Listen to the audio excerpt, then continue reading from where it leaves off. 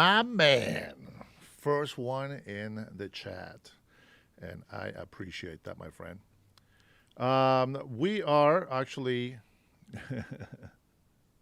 to be honest, I don't have nothing new to stream. So I definitely have some stuff to show you. Good morning, man. I hope you're doing good, brother. I am still trying to use this vertical and landscape mode to try to bring you guys better picture for some things because I think there's some benefits to portrait mode and there's some benefits to the vertical mode as well. But I'm trying to bring both of them at the same time, see which one works better. I know a lot of my haters were already missing me, but here we are. Let's see. Did you get a notification, my friend?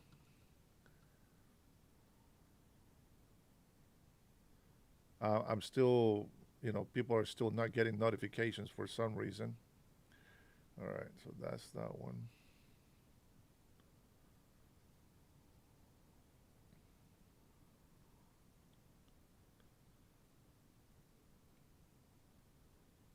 Huh. Okay. So, hey, guys, good morning. Hope you guys are having a wonderful day today. Thank you so much for joining. Thank you for coming in and hitting the like button.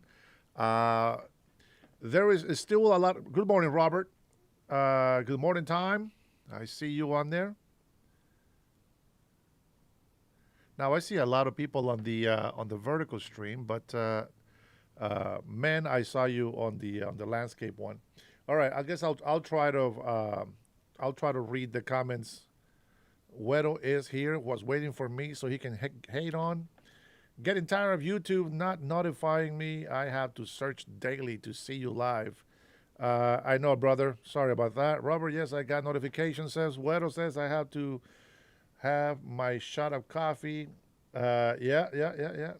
So my coffee today was a one big scoop of white coffee and then two big scoops of dark coffee. Now the dark coffee is just for the flavor, but the white coffee that is actually beneficial. I guess it's supposed to be good for you. So I hope you guys are doing you're doing good.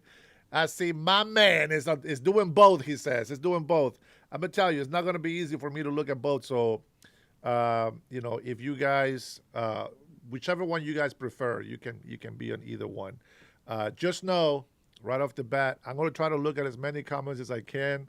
And I know you guys, my subscribers and members, you guys already know that the best way for me to see your comments is by doing super chats. You don't have to go all expensive or anything. Okay.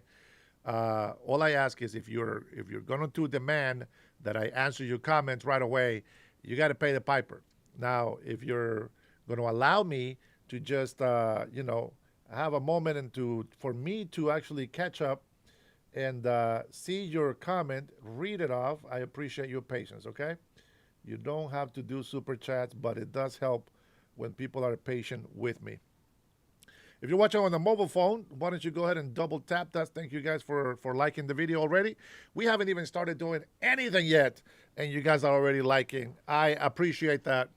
I really want to start off with giving you an update. Now, I know you guys don't watch Spanish news, but I am going to show you this clip here. Well, you guys won't be able. Let me see if they have it. If they have subbing on it. There is no subbing, but I will tell you what this is about. Okay. Now, first news, international news. Here we go. Put that on the big screen. Now, this is obviously it's a Spanish channel, right? Another person trying to get some documents out there and information to people.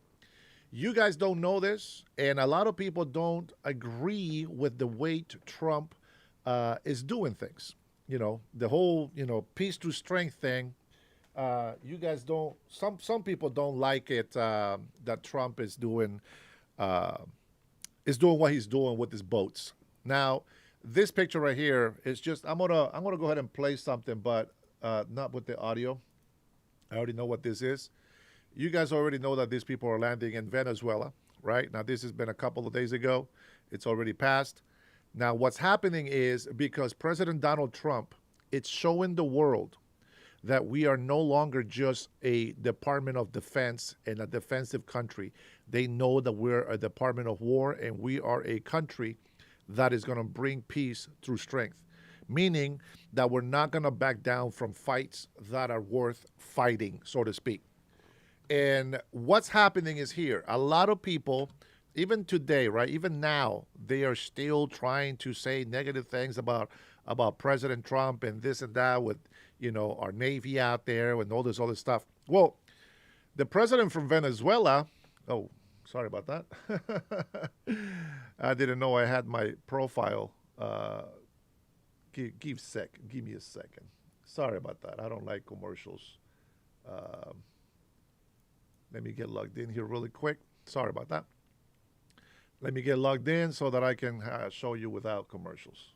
There you go. Sorry about the booty slapping there on those cartoons. 90 points. How dare she step over him? Anyways, so people were getting mad and talking bad about President Trump, going through to Venezuela, right? Some of us already know that there is actually good Venezuelan people out there. And what I mean by that is, a country that is wanting to have peace, have a trading relationship, be able to help their country financially, right? Economy going up, all that stuff. And they're willing to be friends with us, tells me that is good people. Now, the good people in Venezuela, you guys already know, they're being controlled by a regime, by Nicolas Maduro. Now, Nicolas Maduro, just so you guys know, he is known for talking bad about leaders that fight for the people. See, he believes that a leader needs to control the way people think, the way people act. And that's a dictator. We don't like that. We don't agree with that. And so, we are in this mindset of, okay, are we doing something right by going to Venezuela? Or are we wrong? Well, let's just say this. Nicolas Maduro has said a bunch of stuff against Nayib Bukele because of how he has controlled the Salvadorian country, and now they have peace. Now, with that being said, Venezuela, just so that you guys have some background on it, if you are new to my channel, thank you for visiting. Thank you for stopping by. Don't forget to hit that like, subscribe if you haven't subscribed. I will appreciate that as well. Let me put my stream boss, that one. Sorry about that. Let me put my stream boss health bar up there so that you guys know. Every time somebody subscribes, my health goes down, and eventually somebody else will become the stream boss so that you get to have your name up there for a while. So socialism, it is an idea that if you have noticed, we the people, world peace, let's go. If you have noticed, there is a lot, there is old people that believe socialism works, even though we have seen it throughout history today that socialism doesn't work. It turns into communism, and then people lose their freedoms. Just ask the Cubans. But here's the thing. We have new generations. We have young people. They don't know what the hell is going on in this world. Education is failing our country. There's no doubt. Education is failing our country. We keep pouring billions of dollars into education, and we got the stupidest people in this generation. Now, I don't mean you guys or your kids. Maybe everything is perfect with you guys. But what I'm saying is this. Mondami, the new communist in New York, most of the voters, 85% of the young voters were females. That tells you something right there. These females are just thinking, oh, he's cute. Let's not deny it. That's what they say. It is what it is. There's a lot of people that vote, specifically women, and I don't mean to be degrading, But a lot of women vote with emotions. A lot of effeminate men think with emotions. Not everybody wants to think with common sense. Not everybody wants to make sure that something is right. They just go with the flow. I mean, you have how many men you have out there trying to convince people that being a biological man, you can still call yourself a woman. Today, I can't believe with all the science, with all the knowledge, with all the, evolution that has happened in our world, that we have people specifically in leadership of this country thinking that's okay. And it's not okay. Let me get here. Don't care about these guys. All right, so this whole video here, I know you guys won't understand that, so let me take that out of the way. You have to understand something. We cannot get rid of our common sense. We cannot get rid of the knowledge that we have acquired so far in life. I will expect that older people will know better than that. Unfortunately, we do have a mental health crisis in the United States of America. And that can cause people to mislead or misguide our country into doom. Thankfully, President Trump, the administration, has come into our help. They're doing a great job. Now, don't get sidetracked. I know some people out there, they still are looking into this Epstein files. There is those Republicans that because the Epstein files hasn't been released, they stop supporting Trump. I understand that. But you guys are very stupid if you're doing that because of the Epstein files. Let me tell you something, just right off the bat, so you guys stop thinking about theories and all this stuff. Epstein and President Donald Trump, they were best friends at some point, some say. Okay? There was some bad stuff happening. Let's not deny that President Donald Trump was a playboy. He was a lot into women. He was all into the whole entertainment business. Now, all of you moral police out there, you guys don't say nothing against pornography. You guys don't say anything about having sex before marriage. You guys don't say anything about killing babies in the womb because you want to keep having sex. You guys don't say anything about those things, so I don't want to hear jack squat about Epstein files. Do I care? Sure. But right now is not the time. Stop being distracted or sidetracked with things that are not as important as making our country safe, protected, and prosperous. We need to get those things in order first. We need to get rid of illegal immigration. You guys already know this. We need to have priorities straight. Forget about the Epstein files. Is his name on the list? Sure. Are they going to still try to put stuff on Trump? Sure. That's going to happen. But let's not forget that Trump and him were friends. Yes, there's going to be a lot of backing in there. I'm sure they did a lot of, orgasm. Who knows? A lot of stuff, right, on the side. Who cares? Most of Americans, they don't care. They do worse things themselves. That's not the point. The point is, President Trump cut ties with this guy. He didn't like the way he was doing some things. He didn't like how things were happening here and there, so he cut ties, period. He said, oh, wait a minute. I'm on the wild side, but you went too far. I don't play that game. So he cut off ties. Now, Epstein doesn't like President Trump because he cheated him out of a deal with real estate. There's a lot of bad blood there. And when you have a lot of bad blood, sometimes people will come and make a theory, trying to make you look guilty about something, just so that your name is smeared. Democrats are very famous with these tactics of smearing other people's images, even if they are falsely accusing somebody. So with that being said, forget about the Epstein files. If you're a patriot, continue to support this country. Stop freaking worrying about theories and science fiction novels that you want to see somebody be guilty for something. Just let it happen. It will happen. But that's not important right now. We're going back to Venezuela. I believe it's about 18 boats by now has been destroyed. Now, people argue, oh, well, hey, you know what? That was not in the Venezuela water. Oh, that was not this and that. It's, you have to remember, if you guys know where Puerto Rico is, Puerto Rico is a territory of the United States of America. This is why we're allowed down on that side. Now, we're navigating on free waters, international waters, I guess. Anybody can navigate. These boats that are being destroyed come with drugs, full of drugs. And so there's no more warning. No, there's no more arresting. They need to know we ain't playing that game. Just like a lot of people here say, oh, give the illegal immigrants due process. Yeah, well, they got their due process. You just don't want to let it happen.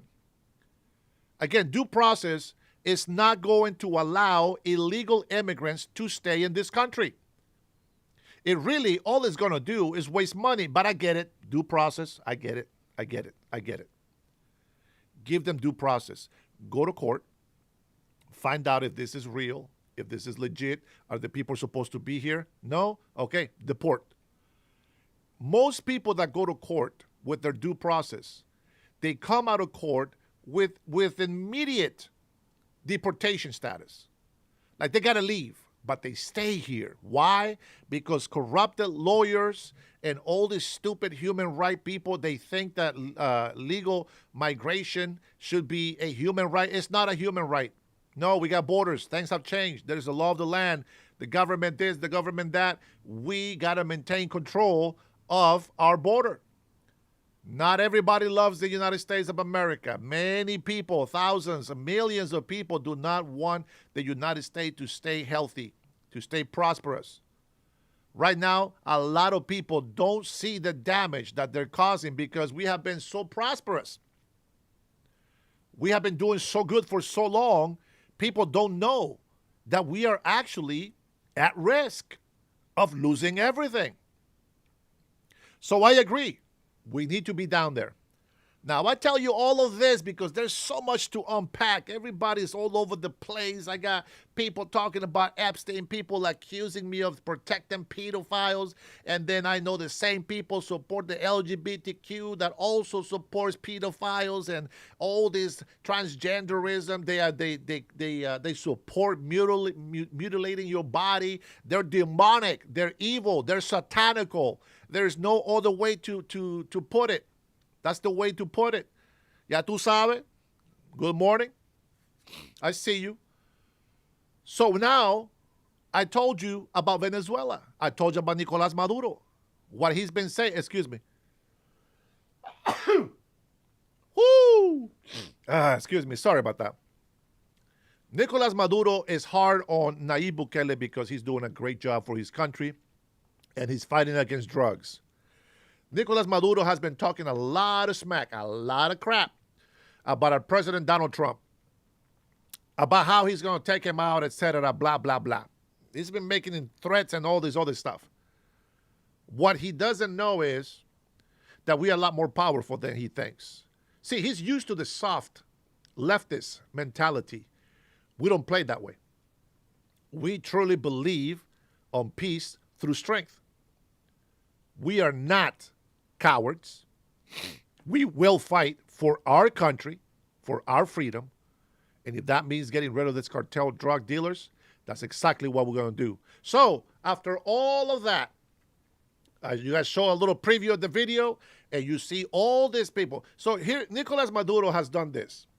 He has imprisoned his political opponents. He has killed many of his political opponents. Okay? And he's been getting away with it. Why? Because the leftist people, the left-wing leaning people, oh, the emotional side, you got to have compassion and empathy and sympathy. You cannot do that with criminals. You got to be tough on them. You know who you can empathize with? You know who you can be soft with? With people that make a mistake. Oh my God, I didn't know. It's all right. Don't worry about it. We'll make it right. You know who you are not soft on? You think that's a mistake? No. That is exactly what I wanted to do because I do this and I do that. Oh, you know what? I got no sympathy for you.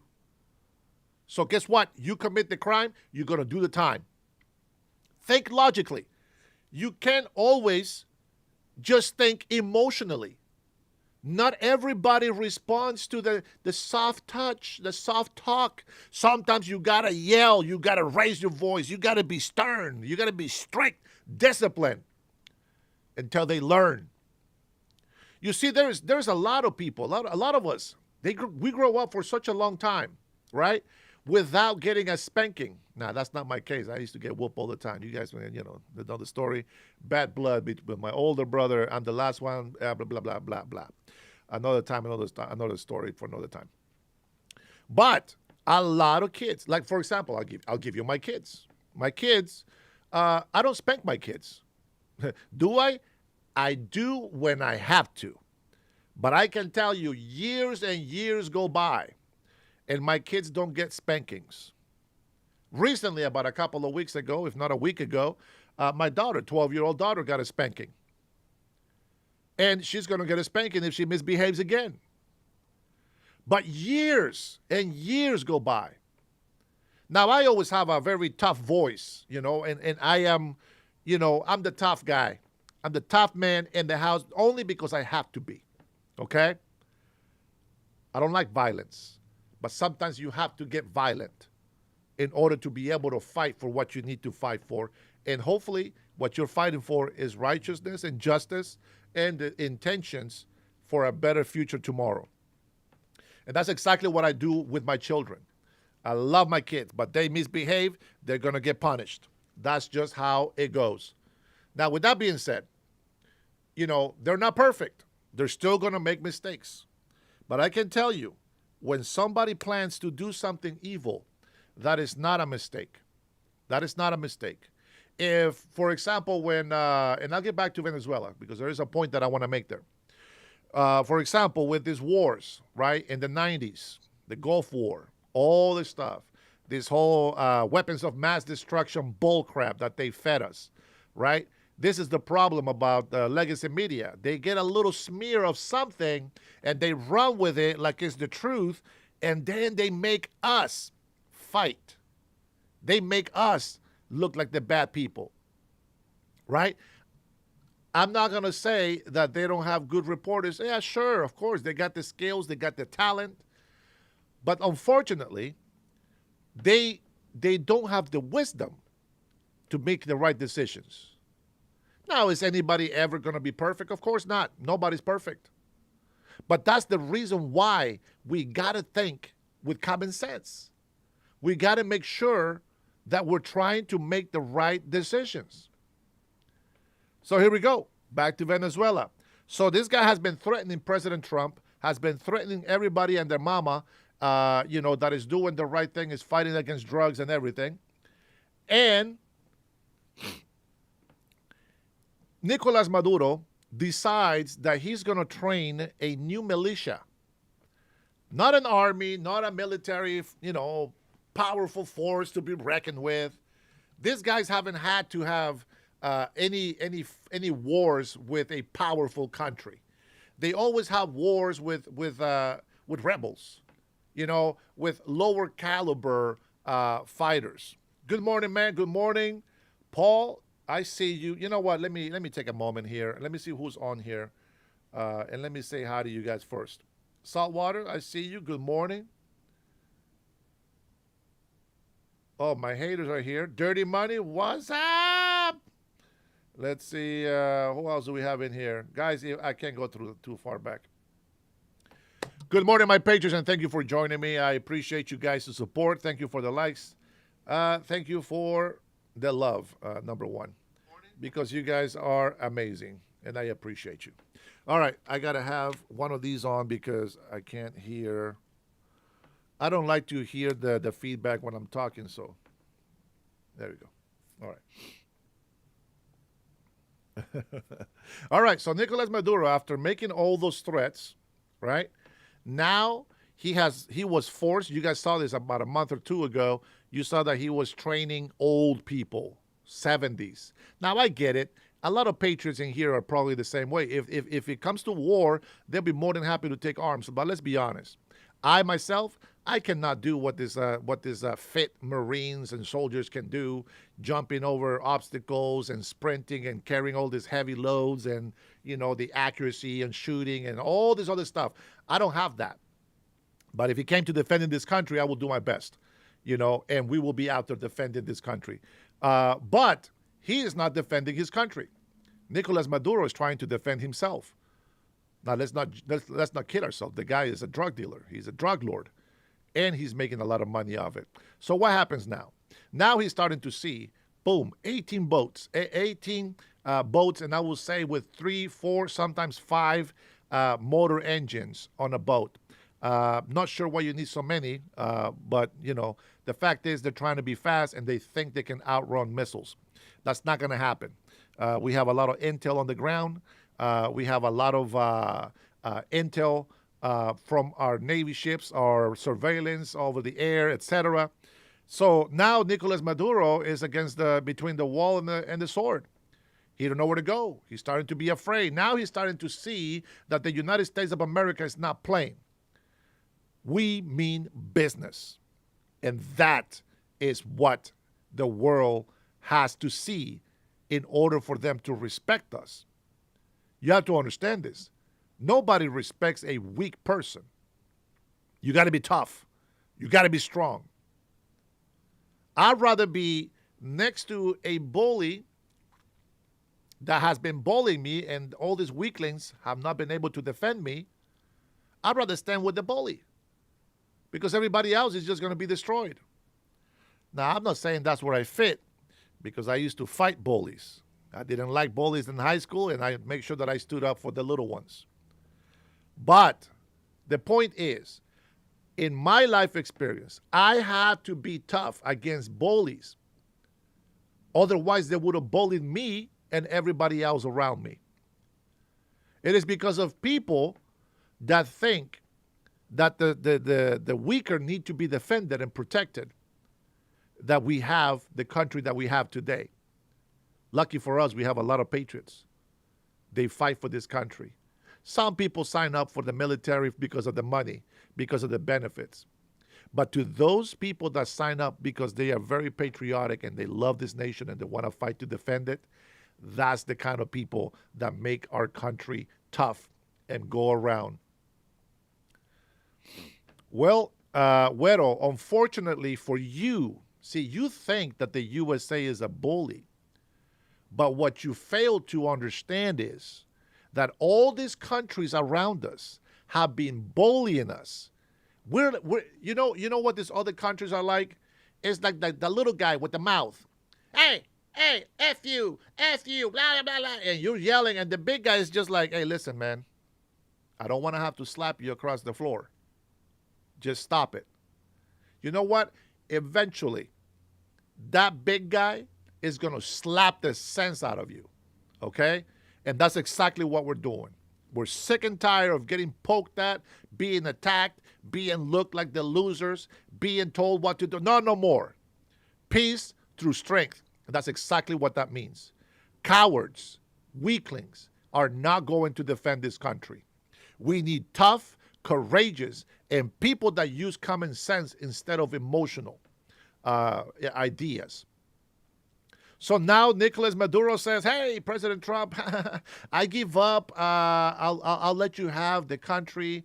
I just want to have safe passage, and I want the bounty off my head. He's starting to feel the pressure.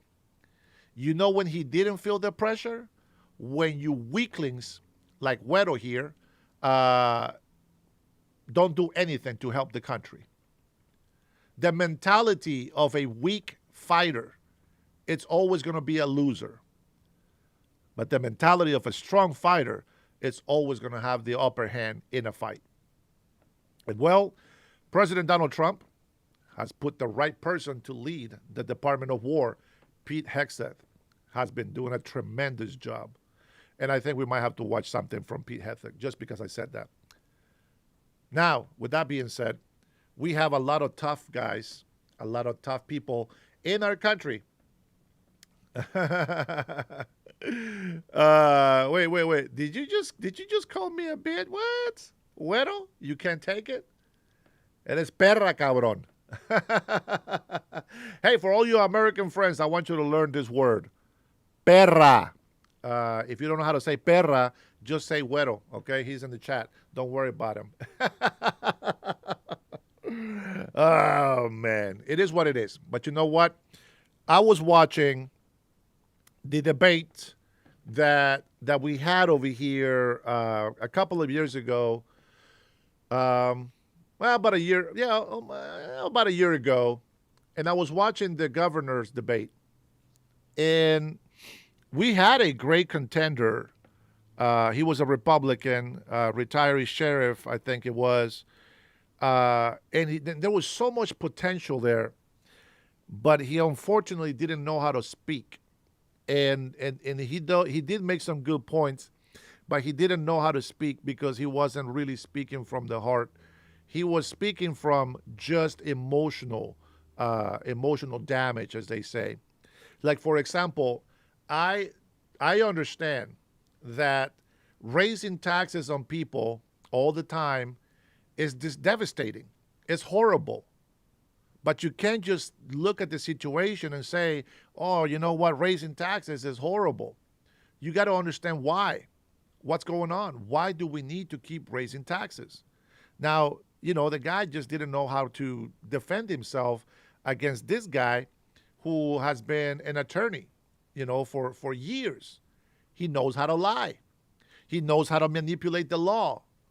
And I know that these are the things that I'm going to have to deal with if I ever go run against him. But I can tell you right now, I'm going to eat him alive on stage.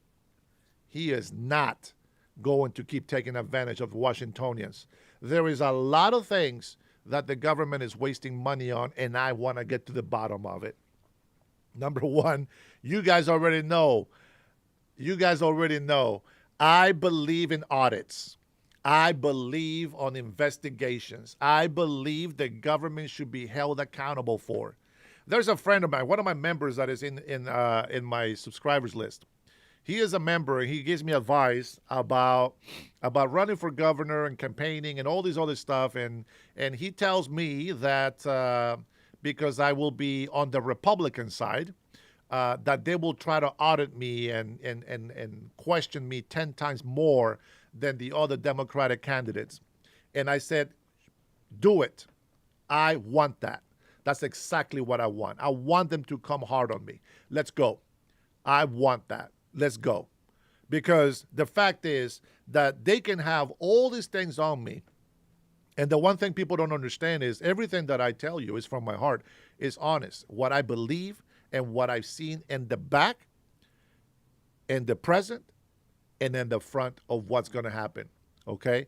I'm not saying that these guys have all the tools to do the job, but they got to be honest with the people and say, hey, listen, I want to fix the roads by your neighborhood, but we just don't have that money.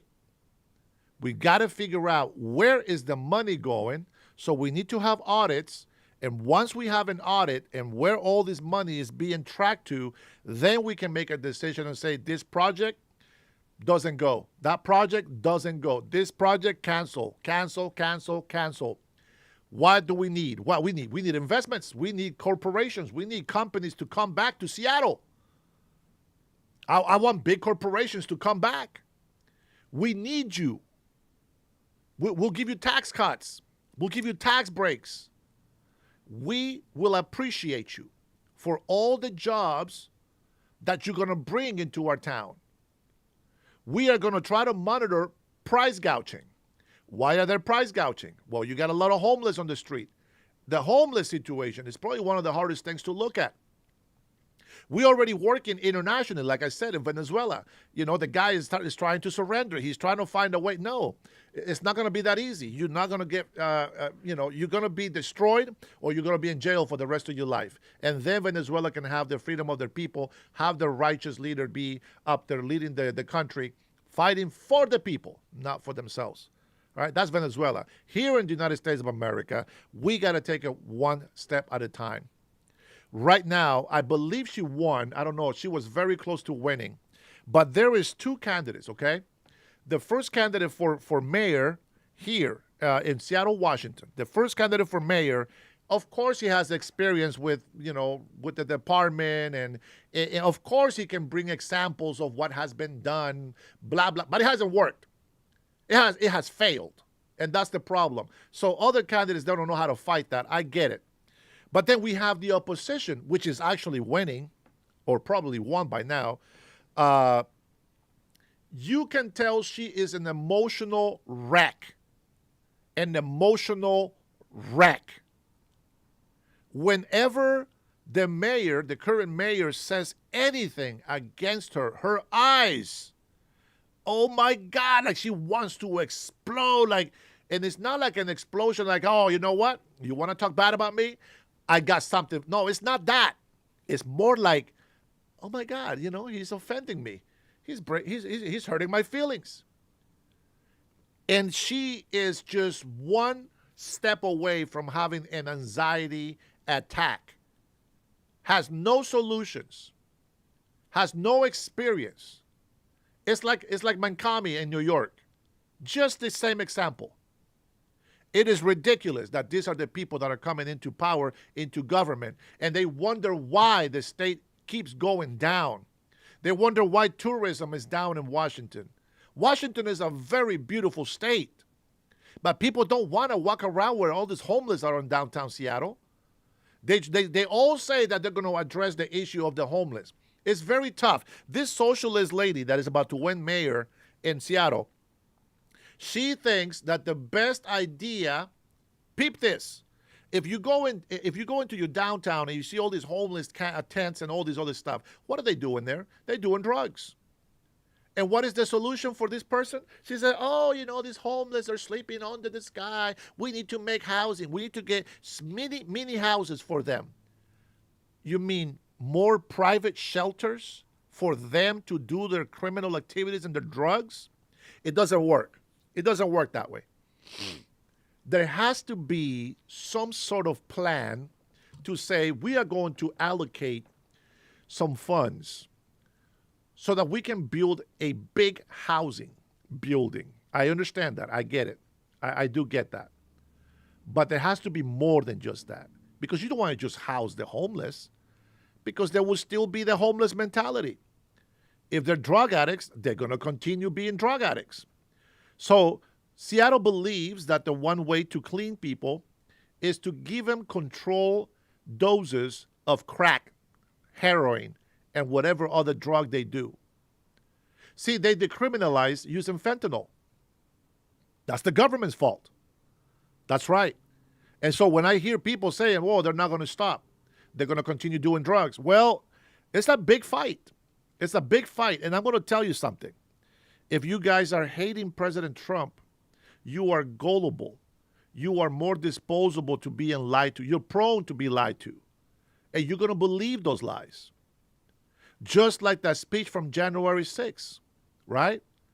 President Trump says, we are going to march down there and we're going to fight like hell. You guys remember that, right? Yeah, well, that's not what he said. That's not what he said. He said that we're going to go down there and then we're going to go ahead and support. That's what he said, support. Support them. And BBC flipped and edited that video, and the whole country hated President Trump, said he was guilty. It's what they do.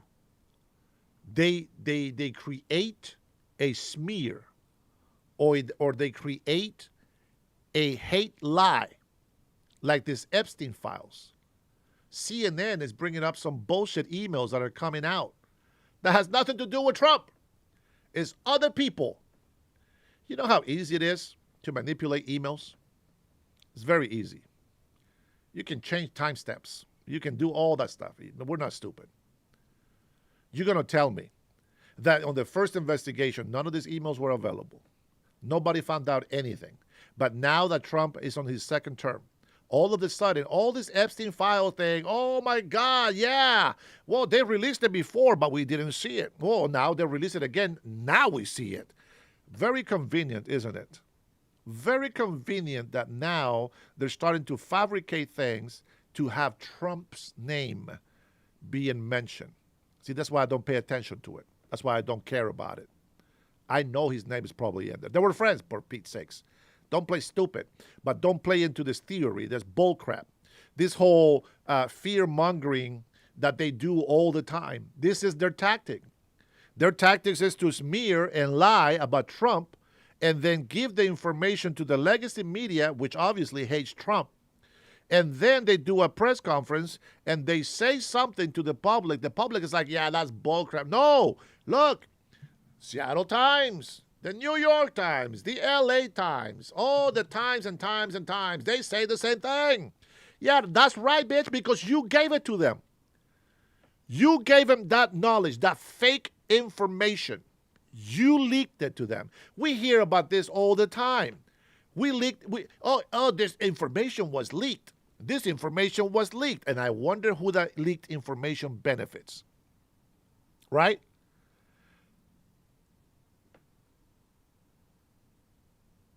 Thank you, Dennis, for at least trying to educate the anti-American, anti-Trump loons. Scott, we got to do what we got to do. Hey, guys, I apologize for the comments. I am sorry. I love you guys. Thank you for your support. I know you guys do a great job on the chat anyway, giving some truth. I'm not going to go into what you guys are talking about because, it doesn't seem like that. Let me see. Did they fabricate you not paying child support? Yes, Cameron. As a matter of fact, that is a bullshit story that you just said. And this is exactly what I'm talking about. This is exactly what I'm talking about. The leftist people, the crazy loons that we have roaming around like zombies in our country, they like to spread lies. I paid 22 and a half years I paid child support. That's right. I started paying child support since I was 19 years old. That is crazy. 19 years old paying child support. Now, let me tell you what that does to somebody. Number one, the system was very unfair against men. Women got all the benefit. Men got screwed. Let me tell you why. I'm going to skip the first year of it because it doesn't matter. I took care of my child.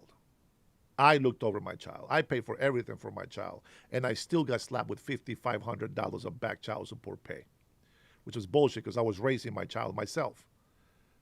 But skip forward. It doesn't matter. Paid 22 and a half years. I paid child support. 50% of my check caused me to go homeless for many, many months. It doesn't matter. I still kept working full time. I still kept paying child support. I went through a very rough time. Moved back to Honduras. I was depressed. I felt irresponsible. The burden was so heavy on my shoulders. In my heart, I couldn't breathe. The darkest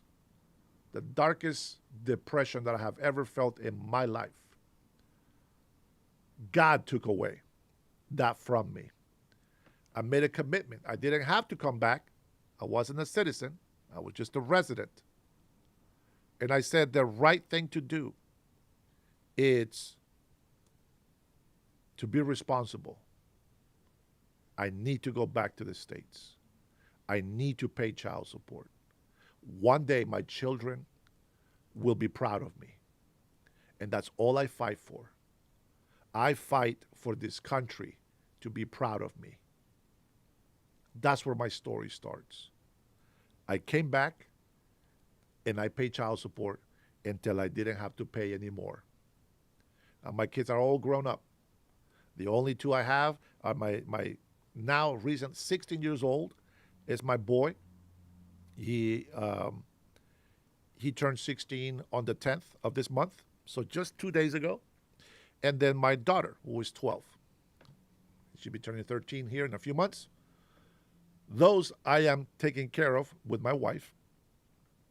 There is no child support for these two because I actually have the right woman next to me. And if she decided to get rid of me, it's okay. That will be her choice. But she's a great woman. She's a great mother. I think she's a good wife. And she has my back. And the more she supports me, the more manly I feel, just so in case you were wondering. So to have that support, it makes me feel good. But the most important thing is that I have God, and God watches over me and my family. And I need to fight with the truth. It doesn't matter how many people come in here and try to smear my name and try to put me down with this. There is nothing that I ever hide from anybody. When I go running for office, everybody's going to know everything about me. Now, they like to make comments about my saggy face and this ugly mustache and the hairline and all these other I don't care about that. What I care is about what's inside here. This is what matters. It doesn't matter if I look ugly to you. If I am fighting for justice, just allow me to fight for justice. Allow me to try to be righteous. I'm going to tell you right off the bat, I don't support transgenderism. I don't believe in that. I think that's a mental problem, and it should be addressed. There's a lot of counseling that needs to get done, and I don't even know if that works. I don't trust counseling. It's never worked for me. But you know what? We know what has worked for me? Not counseling, love, compassion. Those are the things that I think is great. Now, if counseling does that, well, maybe that helps. But I have gotten a lot of people in my life when I've been down have been giving me a chance and hope to continue to go forward. Just like you patrons in here on my channel. You guys give me hope, and I continue to fight for justice, for righteousness, because that is the right thing to do. And you guys give me that strength. Of course, we all depend on God. He is the true strength in our life. But we still got to stand up for what we believe. And I believe that everything that we have is given to us so that we can show our true colors, as to say, do you believe in righteousness or do you believe on evil and injustice? And well, here in Washington State, we have so many useless NGOs that need to be canceled. I think that a lot of companies need to invest more here in Seattle. And, well, you know, that's going to be one of the things that I'm going to run on. I'm going to run on trying to bring businesses back into Washington State. There is a lot of land that can be used for businesses, and hopefully we can speed up the process. I don't want too many barriers for businesses to get off the ground. I think that to put a business down is very easy. It shouldn't be too hard. And we want to make sure that people have access to everything they need to have access to. You know, this whole promising faster buses and free fare, no, that doesn't work. It doesn't work. You got to make money. You got to make money in order for things to work. So I'm going to tell you right now, I'm very excited.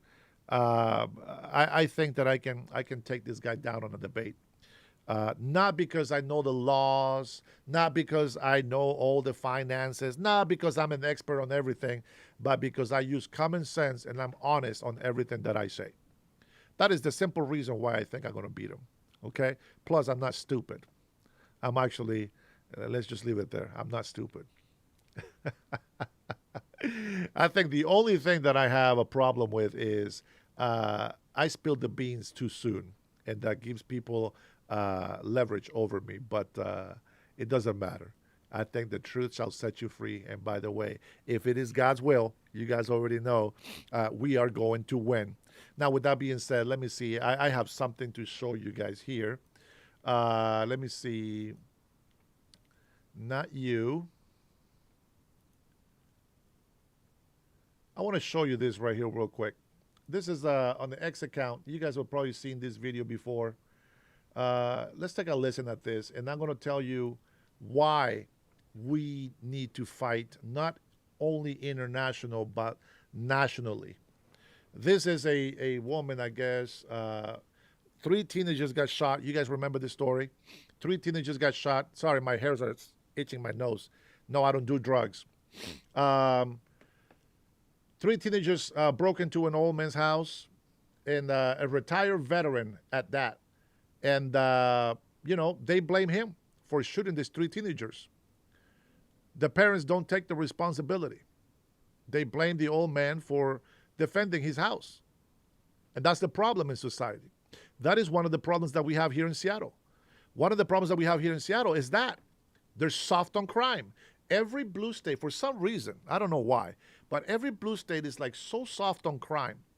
If there is no real consequences to criminals, they don't care. They'll continue doing what they do. And as a matter of fact, I think the parents of those teenagers that went out there to commit this crime, that got themselves killed, I think they should do jail time. That's their parents' responsibility. And specifically, when I see them come out to their defense, where were you before they turned into criminals? That's where I'm at. All right, let's take a listen. My son only tried to rob you, and you took his life. My son only tried to rob you. You see how she thinks that he's going out there shopping. He only tried to rob you. How do they rob you? Excuse me, sir, can I get that wallet right there? Sir, can I get that right there, sir? You think they won't intimidate him? You think they will not try to beat him up? I got beat up by 3 adult males when I was 13 and a half. If you're an older veteran right now, you'll probably be doing the same thing this old man did. And this lady right here making an excuse that is just robbing him, she has no idea what a crime is. That was an abuse of force, Channing. You must pay for this. A military veteran has been charged with murder after shooting and Charged with murder. killing 3 teenagers who broke into his home. The parents of the teens are now demanding that the court sentence the veteran to death. Unbelievable.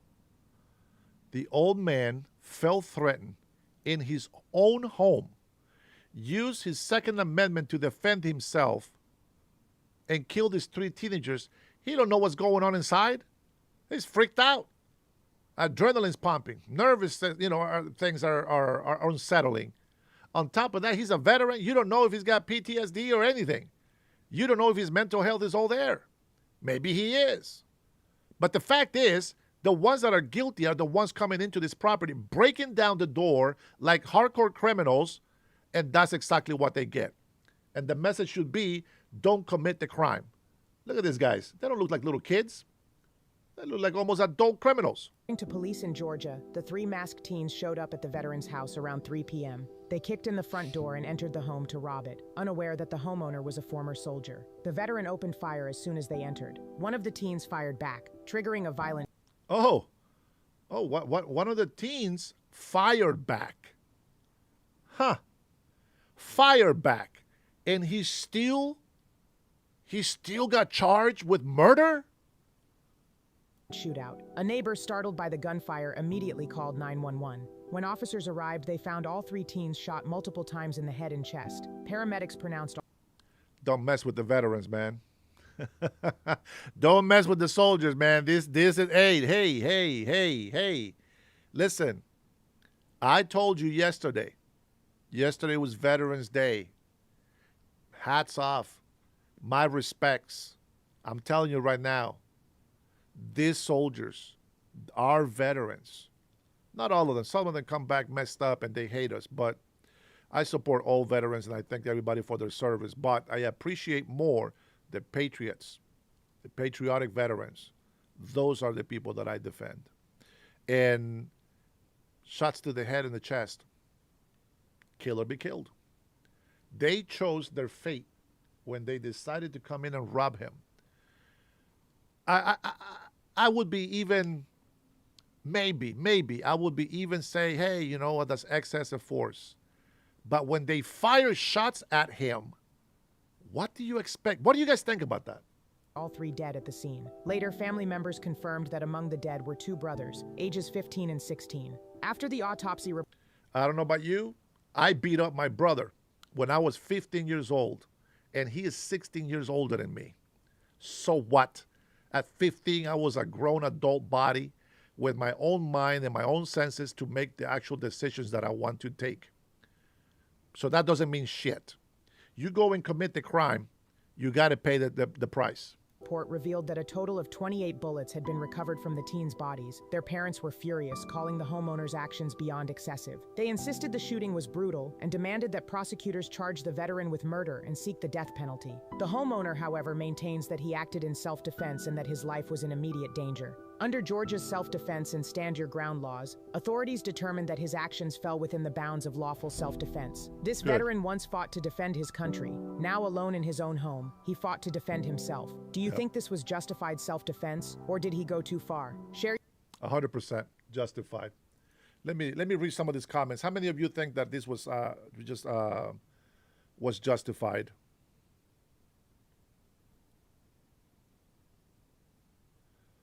Paul says vets before illegals. Absolutely, my friend. Absolutely. How many people has literally heard some chilled in the middle of Walmart yelling at their parents that if you don't get me this, I am going to report you to the child protect. Yep. Yeah, well, yeah, I have heard that, and I'm telling you, man, I have looked at people. I know they don't like it when I interact with them, but you know, yeah, I think all my patrons in here will say that it's justified. I've seen people with their kids at Walmart, and they're throwing a fit, and I just watch, and I see that the mom doesn't know how to control that kid. And she's trying to, honey, no, excuse me, I'm trying to, honey. And I just can't take that shit no more. Hey, listen to your mom. Oh, the kids get startled. If you don't listen to your mom, you're going to be in trouble. You understand? And they stop. And they listen to their mom. I'm going to keep my eye on you. You keep yelling at your mom. I'm coming back for you. You know, and they hold on to their mommy. Hold on to their mommy really tight. You got to discipline your children, man. Listen, if you're a parent, you are not their best friend. You are their parent. It is your responsibility. This woman should be over there apologizing to the old man that she failed. She failed to give her kids good advice. She failed to raise her kids right. I guarantee you she's on welfare. I guarantee that. 100% she's on SNAP. Man, unbelievable. Unbelievable. Let's see what's going on over here on the Department of War. Kristi Noem announces more than 150 illegal immigrant sex offenders arrested in a massive Florida crackdown. And people want to obstruct ICE. I hope that people would wake up sooner than later. You keep defending things that you don't understand. You know what I understand? What I understand is that this country is the greatest country in the world. I understand that this country is the land of opportunity. I understand that this country has the most charitable, the most charitable people on earth. I understand that a lot of people sacrifice their lives to stand up for the little guys. A lot of people do the best that they can to help other people. That's what I understand about this country. I also understand that this country helps many other countries. And that's why I have to stand and defend it at all costs. Illegal immigrants are last in the priorities of help because they fall, unfortunately, under a category of criminals. It's very unfortunate, but that's the way it is. I still have it. I got both. I'm monitoring my landscape and my monitor. Yeah, they're still going. I see it. I got two of them, so I got the vertical and the landscape mode. Sorry about that, Craig. You might have to reset that, change the page and come back to it. But if you are an American, I will expect you to understand that your country comes first, okay? Everybody in other countries put their countries first. I'm going to prove it to you. Mexicans, they're so proud of being Mexican. They are so proud of being Mexican that even when they are in this country, which is foreign to them, they raise the Mexican flag like it's the most proudest thing they ever raised. That's patriotic. They love their country, even though they run away from it. I get that. I'm from Honduras. I love Honduras, but I am a citizen of this country and I made an oath. My loyalty belongs to the United States of America. Can I have a Honduras flag? Of course. That is the flag of the land that I was born in. But the flag that I represent is the one you see behind me. And that is the one that I am proud to defend. And many Latinos will agree with me. Of course, we love the nation where our roots were founded on. But we have to be appreciative and respect the land that we actually reside on. And so you have a lot of people, I mean, some Americans, they hate America. They'll tell you, I hate America. What the hell are you doing here? Go somewhere else. Go somewhere else that you love. Go to China. There you go. Go to China. Go to Russia. Go to India. You know? Then it's God's family, then country, my friend. Well, I understand. But you have to understand something, Cray. God is always above everything. So first, your country. God doesn't have a category. God is all. Everything depends on God. All glory to God. But here is country. All right? You have to have, for me, if you're going to put it in the standards, I do God first, family, and then country. And the reason why I put them that way is because if I put God first, I automatically love my family. If I love my family, I automatically love the country because the country is an extension of my family. And so they really are, not much different. But God is above everything, not just one thing. God is above everything. So whenever we put in that discussion, put your country first and then whatever, that's what we mean by that. Now, if you're not a Christian, if you're not a believer, then you should question that or whatever, but not for me. For me, that's what it means, okay? So let's see what else we have here. Trump is to sign the groundbreaking executive order bolstering foster care. I like that the First Lady is a lot for children. And I think that is a good partner to be with our president, as the way it should be. And by the way, Melania is such a catch. She's such a beautiful woman. She has that resting biatch face. She's a model. And but she does have a good heart for children and stuff like that. And I think that's pretty awesome. President Trump cannot do everything himself. He needs a wife that will back him in some of the things that he cannot take care of. One of the things that Obama did, okay, people say he was an excellent speaker. I don't know about that. But one of the things that Michelle Obama did the most, and what I remember the most is how much she hated white people. She was so racist. She felt afraid of white people. What kind of example are you giving the country? Instead of saying, hey, look at us. We're black. We're in the Oval Office. This country is not as racist as people think. We are a great country. They didn't do that.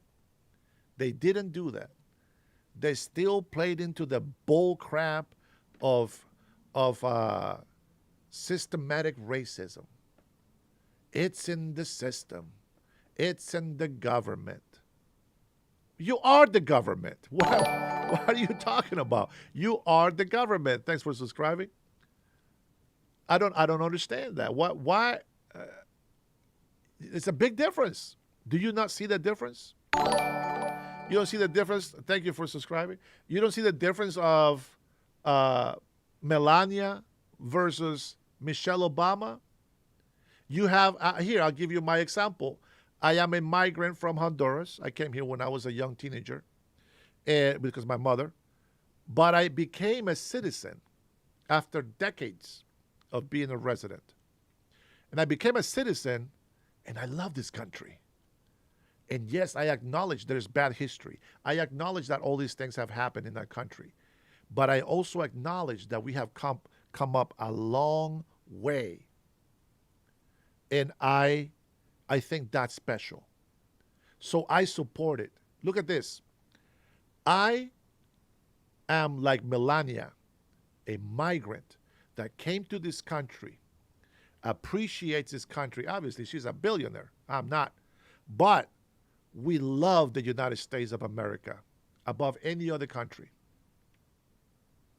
She's the same way. I'm the same way. And then you have Michelle Obama, who hates this country. And then you have the Americans out there that were born in this country, and they will never love this country as much as we love this country. Isn't that crazy? Why is it that a migrant will love the United States more than his actual natural born citizens? See, something doesn't click there. And I think a lot of it has to do with entitlement. A lot of it has to do with spoiled. You know, for many years, we hear, decades, hundreds of years, we hear this, oh, I'm going to spoil my grandchildren. Yeah, be careful with that. Be careful with that. It is crazy to think that I have more love for this country than people that were born in this country. And it's not really so crazy, to be honest. There is a saying that says, the grass always looks greener on the other side. Thank you. I appreciate that, Ann. And what I mean by that is, you know what? You can see what you have, and you look across, and, oh, wow, that looks very good. Oh, yeah.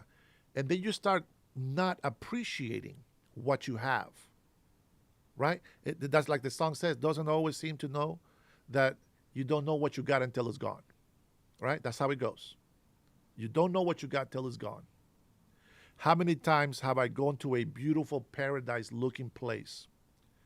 And you guys will agree with me, right? If you're here with me, you will agree this. When you go to, and let's say you go to Cuba, right? You go to Cuba. As a tourist, you're going to go over there, and you're going to see the beach. I don't know what the Cuban beach looks like. I don't know. But you're going to see the beach, the white sand, the warm weather. You get in the water, and the water temperature is pleasurable. It's pleasant. It pleases you. And then you're like, oh my God, this is paradise. And then ask yourself a question. Do I want to live here? Hell no. Why would you say that? Because you know the reality is that if you live there, you just wouldn't be able to make it. You find out that there is a water problem, there is electrical problem, that there is a communist telling people what to do, what to believe, what to say, and etc. And you have no freedom. So you'll realize that, and then you can come back to the United States and be like, oh my God, I'm home.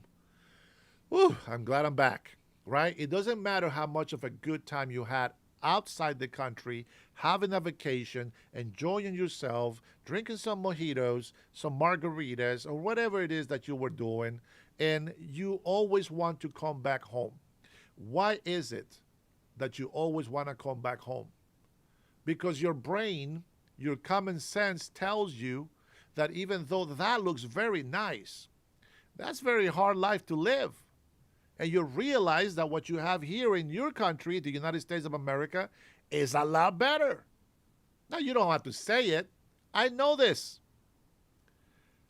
I was down in Honduras one time with my sister, my little sister, she's actually 3 years older than me.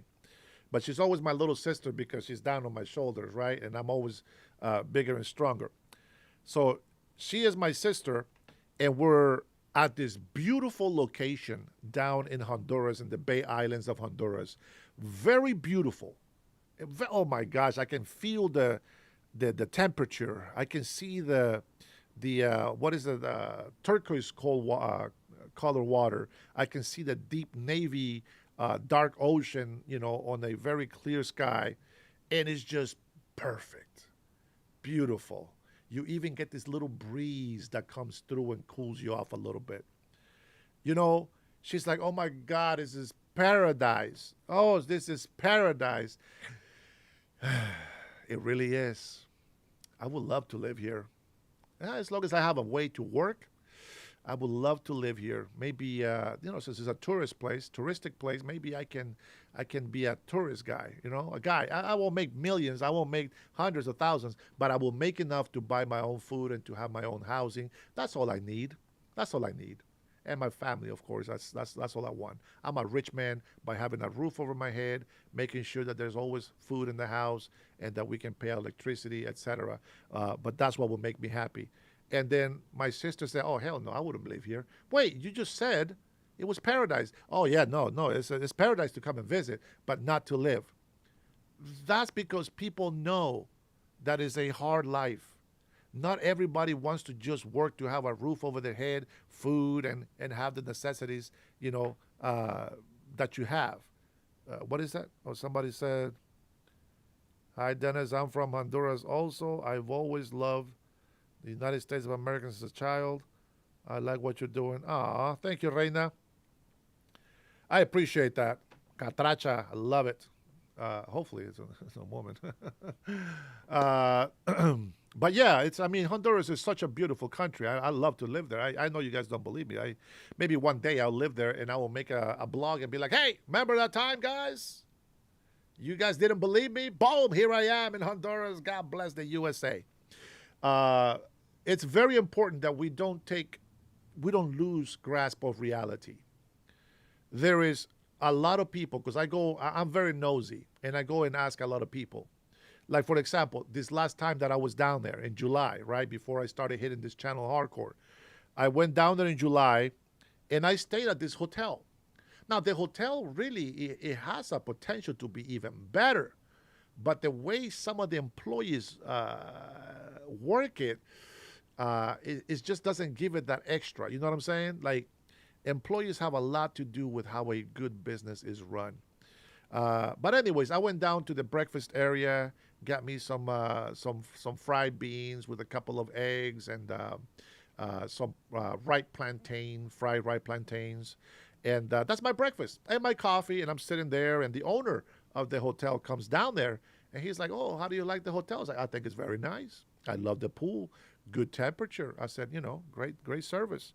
But I said, but I have this problem with a little bit of the maintenance in the room. I think it's a great room. It's a big room, good price, etc. But the shower head fell on my head. I don't appreciate that. And he said, "I'm so sorry." I was like, "Hey, don't worry about it. I get it. Things get rusty. We're close by the ocean, etc." And I said, "Listen, I have one question for you." I said, "Do you think that if I move down here, do you think that I can make it?" He said, "There is 100 things that you can do here for a living. Of course you can." And I was said, "What? That's not the answer I expected. I expected to hear, oh, it's tough. It's very hard. Yeah, not everybody can make it here." That's what I was expecting to hear. But he said, "Of course, there's hundreds of things that you can do here for a living." And it just like, I didn't know what to say. I was like, "Really?" He's like, "Yeah." And I was like, "Wow, you just gave me hope. You just gave me a lot of hope." you know? And I'm just like, "Okay, well, that's I guess that's what I wanted to hear."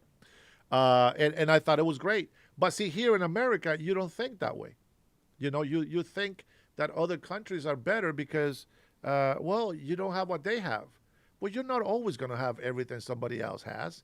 They don't have what you have. They got people, good morning, Brian.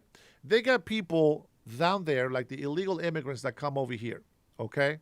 I went around the island, and maybe because this is a touristic place, they have more opportunities maybe to make money. They hustle and they make their money, right? But I asked them over there, I said, well, what do you think about, this illegal, these guys that go from here to the United States of America illegally? They bring shame, they say. They bring shame. because they don't have to go over there and beg. They can stay here and work. There's a lot of work to do here, but they just don't want to do it. And I'm like, that sounds very familiar.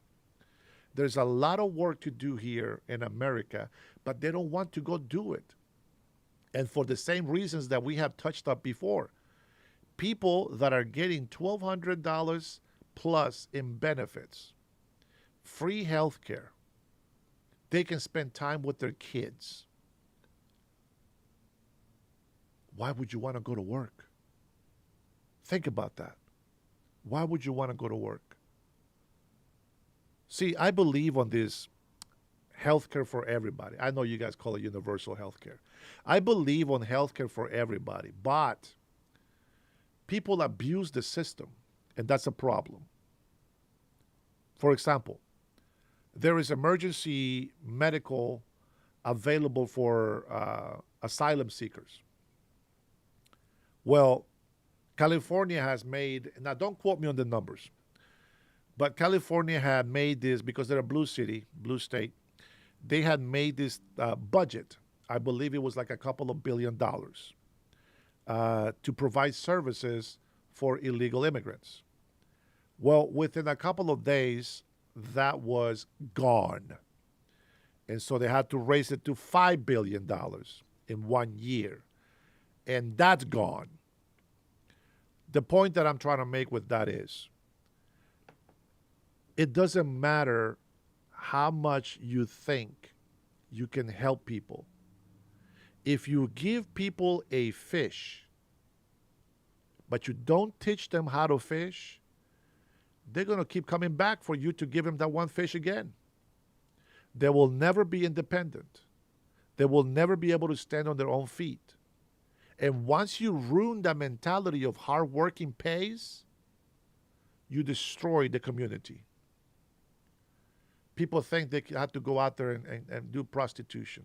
They think they got to go out there and hustle and sell some drugs. They think that this is the only way. Working under the table. They think that's the only way. Well, it's not. It's not the only way. See, I'm a big believer that we should have free healthcare for everybody, but nothing truly is free. I guess the word that I should try to practice on using more is accessible healthcare. Meaning, imagine this. Yes, inflation has gone up. The economy is getting more expensive. I get it. Okay, let's ignore the high taxes in blue states and cities. Okay, let's ignore that. But imagine this. If one of the persons in a family home can go and work their butt off and be able to pay all the bills, electricity, they're able to, insurance, gas, maybe a car quote note or whatever. They're paying for the rent. Wouldn't it be nice if maybe we can help by giving them free, accessible health care because they are working their butt off? Now, we're not taking into accountability. This is the oh my God, this is like such a big thing. But let me stay on point so I don't forget. Okay, so they get that, and they also get some help with food and medical. I think that's a great help. Now the catch is with food benefits, it should not be every type of food. It should not be fast food. It should not be cooked chicken. It should be for raw meats, chicken, steak. If you want to waste your food stamps on more expensive items, that's on you. Chicken, steak, hot dogs, cheese, right? There's the welfare cheese, the milk, eggs. Those are the things that you need. Noodles, instant rice, beans, things that you can cook. I mean, this is survivability, right? If you are able to work full time and still qualify for some of these benefits, you have to be honest with yourself, right? You can actually have one of the persons, either the wife or the husband, stay home, watch the kids, take care of the house, etc., whatever it is, right? But you be taken care of. But instead, the way the welfare system works is you cannot be the best that you can be. You cannot go to work, otherwise you lose this benefit. It should be the other way around. You know how many times I question myself, as for decades, I question myself, oh my gosh, I'm only making an extra $300 working full time when I can be on welfare and have all the time in the world. It is crazy. Why does the government do that? Well, the answer is very simple, right? This is how they control you. You see, as long as you're dependent on the government, you will never be free. Now, I'm not saying that if you get, this free healthcare, accessible healthcare, by working full time, oh my gosh, the pressure off your shoulders. Derek agrees with me, I think. Yeah.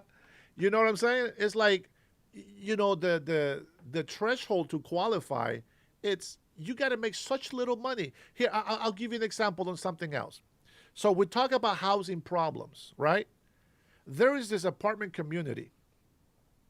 They had a 4-bedroom, okay? Now I'm looking for a 4-bedroom because I need 4 bedrooms. There is a 4-bedroom apartment. They had it for rent at $2,400. It's a little bit up there, but okay. $2,400 a month, right? We go there, and then we put an application. We're like, please, we got nothing bad on our credit. We're good. We're going to get in here. We're going to have so much privacy. We're going to have a, parking garage, etc., right? And then we apply, and because we make a little bit more money than the threshold that they had, we don't get to pay $2,400. Our price was $3,000. And with that, it put us to paycheck status with no money left for food or medical. That is a problem for housing, because you will think that the housing authority is equal opportunity. Well, when I was a leasing agent, the whole housing authority, all the representatives from the housing authority got so mad at me because I questioned them. They said it's all about equal housing and it has to be fair. And I said, okay, tell me, how is it fair when you raise the price of the rent for certain people and then you lower the rent for certain people? How is that equal? How is that fair? You're going to punish me for sacrificing my life, my family time to get that extra $300-$400 a month so that we can take care of our families better? If you have this housing available and you have this rent, the rent is what the rent is. If the government wants to step in and help, then they can make vouchers. But I said, how is that equal? Oh my God, they were mad because I said, you're discriminating. You're discriminating against people that are working 2 jobs so that they can have that extra money. If you give them the same price that you give somebody else, then they don't have to work the second job. But you're making it harder for them. You're making it almost impossible for one person to take care of their family.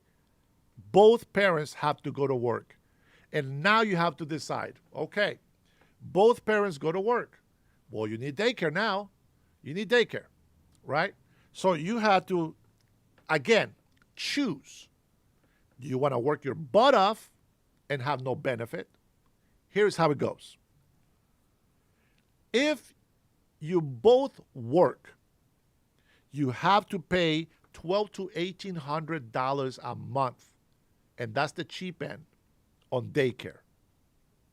Not only that, but because you're both working, you don't qualify for food stamps, you don't qualify for medical. So then you have to pay an extra $600 to $700 a month to protect your family with health insurance. Well, shit, that's almost $3,000 right there. And then I got to buy food. Oh my God, that's even more because it's about $800 to $1,000 a month in food. That's crazy. You know what? No, I stay home. I have to stay home because I got to take care of my kids. And then the husband can go to work. However, you want to choose it. I believe in equality, right? Men, women, we're all the same. So that's how the government works. And I think that's why we have a big problem here in our finances. I think it will be great. How many of you guys in here, let's be honest. Now, I know that a lot of you guys are business owners. A lot of you make good money. Some are probably on SNAP. I get it. It's not shame if you're working. It's not shame if you really, really need it and you really qualify. It's okay. That's what it's there for. Okay? I'm not trying to shame anybody. As a matter of fact, we've said that many times on here. Veterans, people that are disabled, people that need the help should get it 100%. And if you're working hard, you should also get it. This is why we are counting on the government to make money, not take money. It is a difference. When the government is making money, we should reap the benefits, not the government. Okay, let's make that clear. How many of you here would benefit if you have a family? How many of you will benefit here by getting $800 worth of food stamps?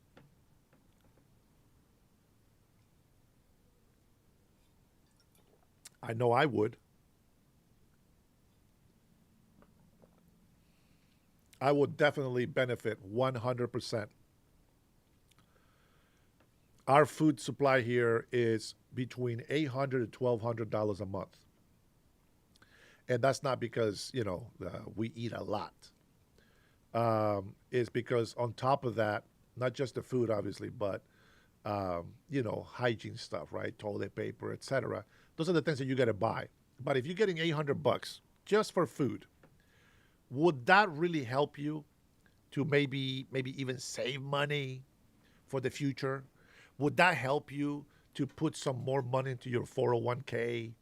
Would that help you to put it into a secure, high interest savings account? I think so. And you can get the benefit of it. Let's see what this person said. Let's see.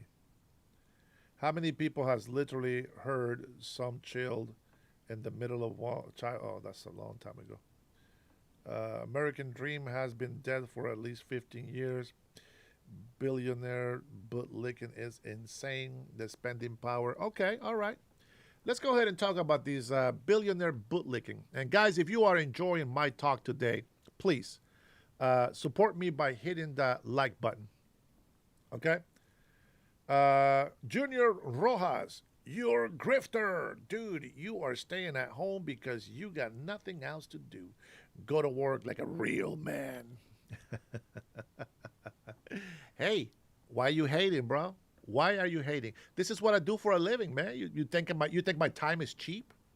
My time is not cheap. My time is not free. My time is valuable. And if I give you my time, you better appreciate it. And if you don't appreciate it, well, you're more than welcome to get the hell out of my channel. How's that? With that being said, if you keep thinking that welfare is the only way that you can come up in this world, you are never going to come up in this world. There's a lot more that I'm going to do with this channel. Let me just tell you that. But just like you don't understand President Donald Trump, how he's working with his deals, etc., you don't know what I'm doing with my time. So just stay out of my business. I'll stay out of your business. As long as you're working, you should be proud of yourself. Now, I believe that if we have government, we don't have government so that they can tell us what to do. We don't have government so they can take our money away. We have government to make sure the cities, infrastructure, that all the social programs that we have, that they are running smoothly. We don't need government to tell my daughter that she's a boy. We don't need government to spend billions of dollars in school to teach nonsense. School is very basic. Stop it with the side programs. I am 100% for sports. I get that. I am 100% for that. I'm 100% with a little bit of overtime pay, right? Because the teacher's salary is that. It's a salary. But I'm okay with paying a little bit more to a teacher that actually has after school activity to tutor children that are struggling with math, with reading, with writing, etc. School should only be so that we can learn how to read, write, math, so we can learn how to understand history, geography, science, chemistry, etc. Okay, that's what school is for. It's not there to lie to you about your gender. School should have nothing to do with that. If you believe in science and biology, that stupid nonsense has to go out the window. And they are wasting billions of dollars, not millions, billions of dollars on this agenda that they have for this trans rights and all this other BS that is so immoral in our country. That is waste of money. I believe that schools should be audited. Why did you receive this much money and my child's still dumb in school? What's going on? Have you been tutoring? Have you been giving more time into my child? Why do we have so many children in our schools?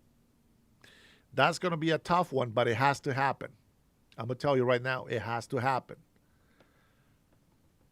You can only have a functioning society when you control population.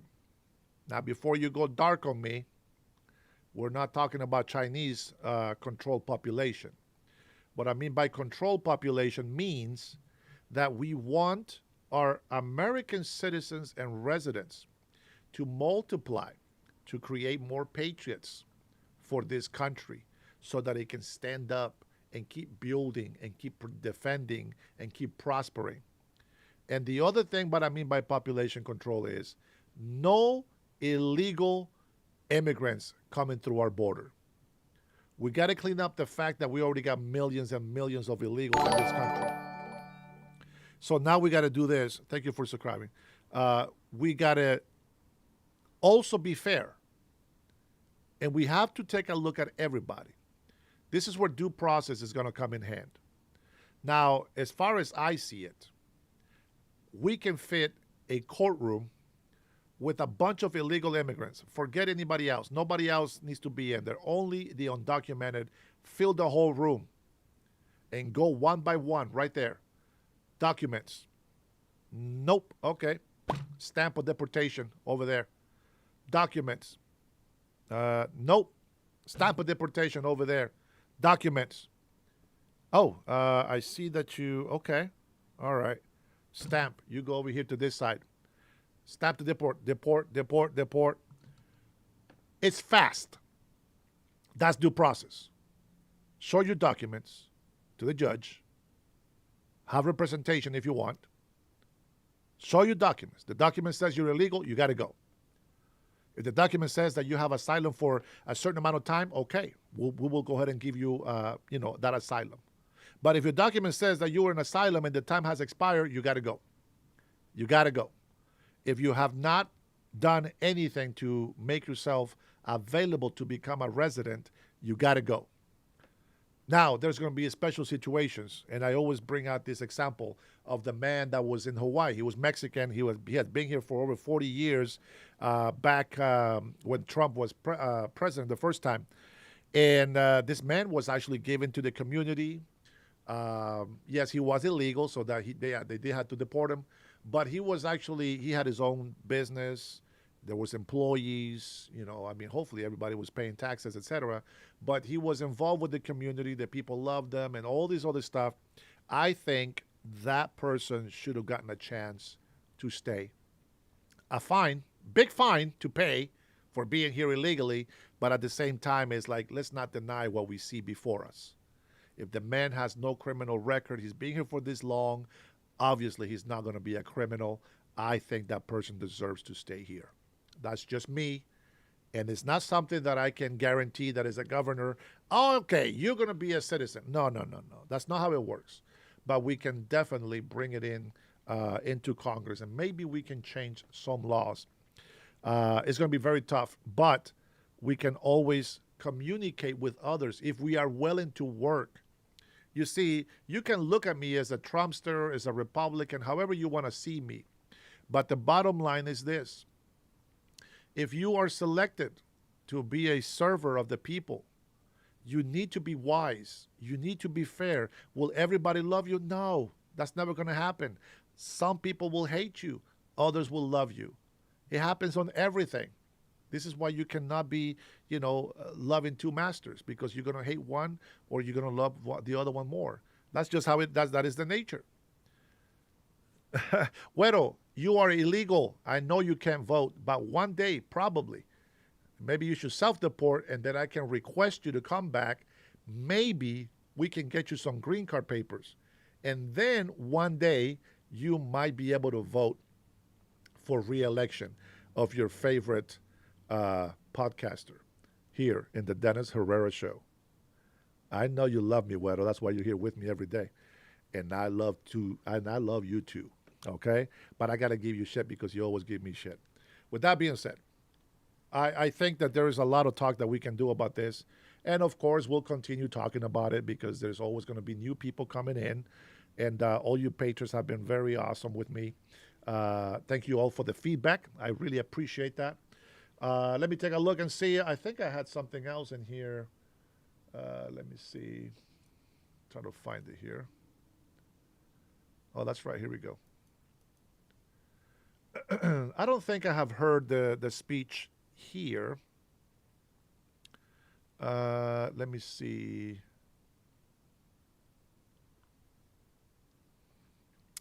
Give sec. Oh my! Oh hell no! We're not gonna play that. Okay. We do have. Let me save this. I think I already have this saved. Let's go ahead and talk about healthcare. I think it says President J.D. Vance is delivering remarks at the Make America Health again. Why don't we take a look at that first? And let's see how that plays out. Hold on, Mr. Vice President. All right, let's go ahead and enlarge that baby right there. And this is from the White House press, I guess. And its failed leadership over generations. And by the way, let's see if we can start from the beginning.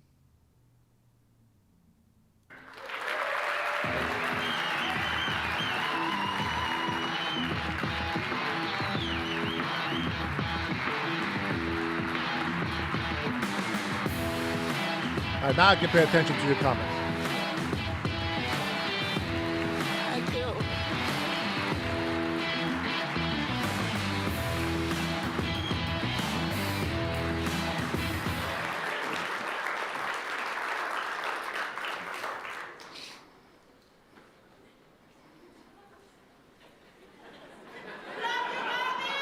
Thank you.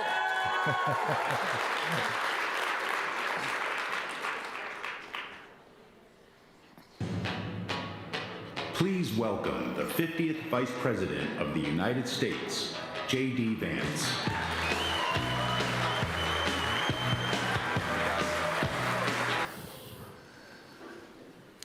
Welcome, Mr. Vice President. And I want to thank everybody here for taking this day to convene such extraordinary group of people, a really unprecedented caliber of people who are in this room today.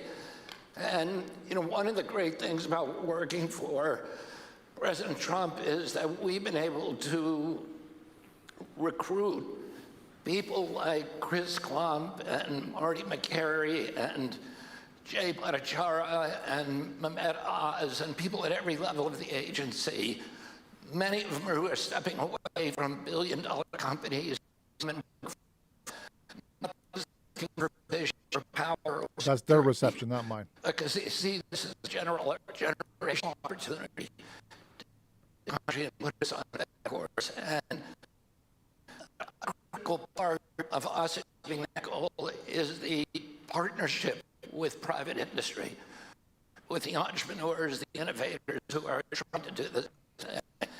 And you come out of that, you have an extraordinary life.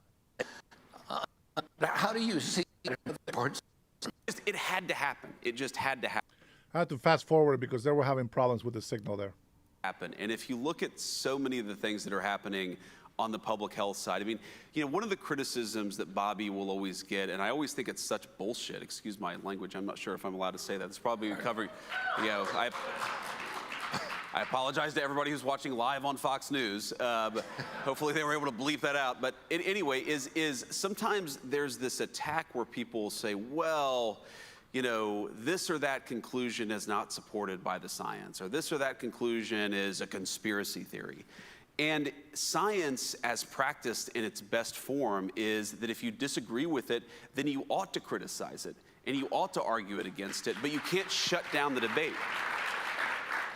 And that really is, if you look at all of the big public health debates that we've had in this country over the last 20 or 30 years, it doesn't bother me that they disagreed with something that I believed or disagreed with something you believed or any of you. It's that they tried to silence the people who were saying things that were outside the Overton window. And as we found out the hard way over the last few years, it was very often the people who were outside the Overton window who were actually right and all the experts were wrong.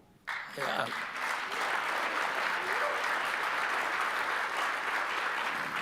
I had a conversation with Marty McCary the other day, and he reminded me that over the Royal Society, the building, the portal for the Royal Society in London, which is the oldest scientific society in the world and the most prestigious. Of course. It says, question everything. Yes.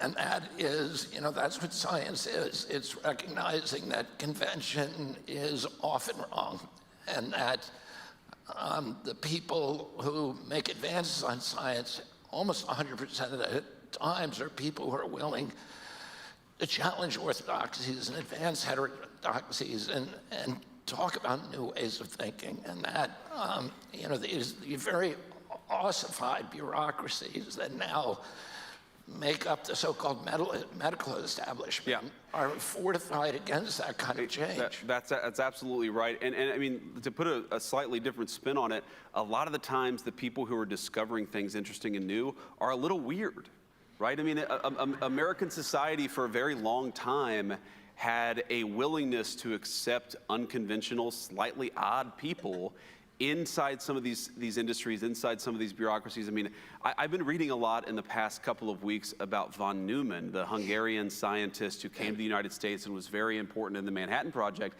And what I keep on finding myself thinking, I mean, this is a brilliant guy. This is, one of the, I think it was Edward Teller or Oppenheimer or another, the Manhattan Institute people said about von Neumann that von Neumann was talking to his 3-year-old, and then he realized that he used the same skill von Neumann did when talking to a 3-year-old as he did with everybody else, because he was so far above everybody else in terms of brilliance.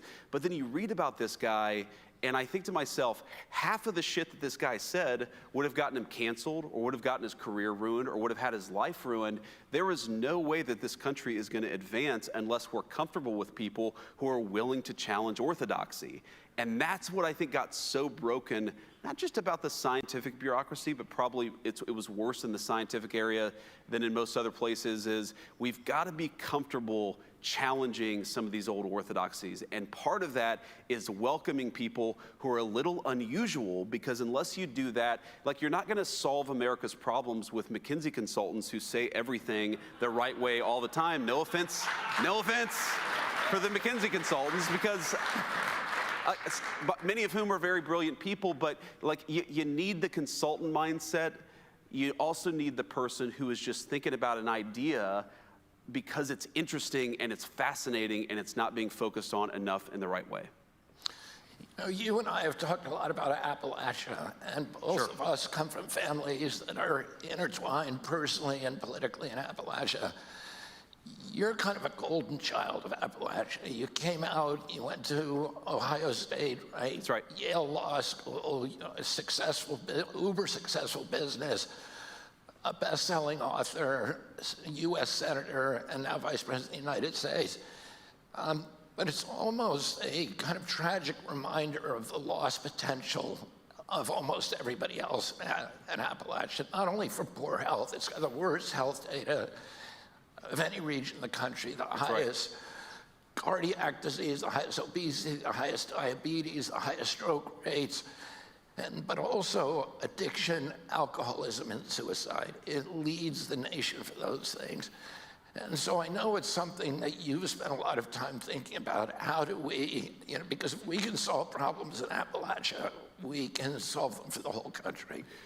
Yeah, that's exactly right. And the public health stuff in particular is very bad. And if you look at where life expectancy has gotten the worst in the United States, Appalachia is sort of at the top of the list. And the way that I realized this actually, so my dad died of cancer a few years ago. And it was one of these sort of super aggressive cancers, came on very unexpectedly, and then all of a sudden he was gone a few months later. But I was talking with my wife, with Usha, about this, and Usha, she was like, have you ever had like a really important male figure in your life survive to the age of 70? I'm looking and it's like, okay, my grandfather died at 67 from a very preventable illness, but 67 from a very preventable, very treatable illness. I think all of my aunts or all of my uncles, and not a single one of them that I could think of made it to 69. Maybe one of them made it to 70 or 71. And it kind of hit me that if you grow up in Appalachia, you are used to losing the people that you love very, very early on. And you want to talk about like populism, and you want to talk about people being pissed off. Well, yeah, people are pissed off when they don't have good jobs. And people are pissed off when things disappear and move overseas. And people are pissed off when they feel like, other countries are being prioritized over the United States of America. And all of that is part of the populist resentment of the past 20 or 30 years in American politics. You know what really pisses people off? When they realize that their loved ones are dying much sooner than everybody else. And that is a big part of the story of what's going on in Appalachia and why I think so many people in Appalachia feel left behind. I mean, my story, obviously, it's been, like you said, I'm like the golden boy. Things have just worked out for me in this really incredible way. I feel so lucky and so grateful for it. But I also feel a certain sense of guilt because there are a lot of people who grew up in families like mine who haven't had an easy life and who haven't had all this economic opportunity and who haven't had a person that they've fallen in love with and they've been able to sort of build a stable, nice family like me and Usha have been able to build. And that gives me a sense of purpose because I want those people to have the same opportunities that I've had. But it also gives me a great sense of anger because we never should have gotten to the point that we are today. And the reason that we have is because of failed leadership, and it's failed leadership over generations. And by the way, you talk about Appalachia, you were talking about people who, though they don't have much, would take the shirt off their back and give it to a complete stranger because that's what you do. If you go back to America's biggest wars, World War I, World War II, Vietnam, which are the counties that filled their draft quotas with volunteers instead of with draftees? It's very often the parts in deep Appalachia where you've got grinding poverty, but you've also got this incredible love of country. So if any place in this country deserves not to be left behind, it's Appalachia. But on the public health stuff in particular, the numbers don't look good. And it's one of the reasons why I'm such a big supporter of what you're doing, because these are people who deserve to live better, healthier lives, but they really have been left behind by this country's leadership. Talk a little bit about how MAHA has affected you personally. My grandchildren go to school with your children. And the MAHA, I think, has gotten a lot of people thinking about how they raise their kids, what they feed them, et cetera, how they go shopping. And then maybe to talk a little bit about the political impacts of MAHA. Yeah, so there are so many different ways I could talk about this. I mean, one, I just met Bobby's family backstage, or at least some of them, and I kept on shaking hands with various people, and I'm like, well, you're an Irish Catholic, so it makes sense that you've got a dozen or so people backstage. But I love that. I love big families. But so one, my wife. She's probably one of the original MAHA people, though I don't think that she would have ever used that phrase, because I remember our oldest son is 8 years old, and when babies typically eat solid food around 6 months of age, and I remember when he started eating solid foods, and I'm like, awesome, let's give him some cupcakes and ice cream.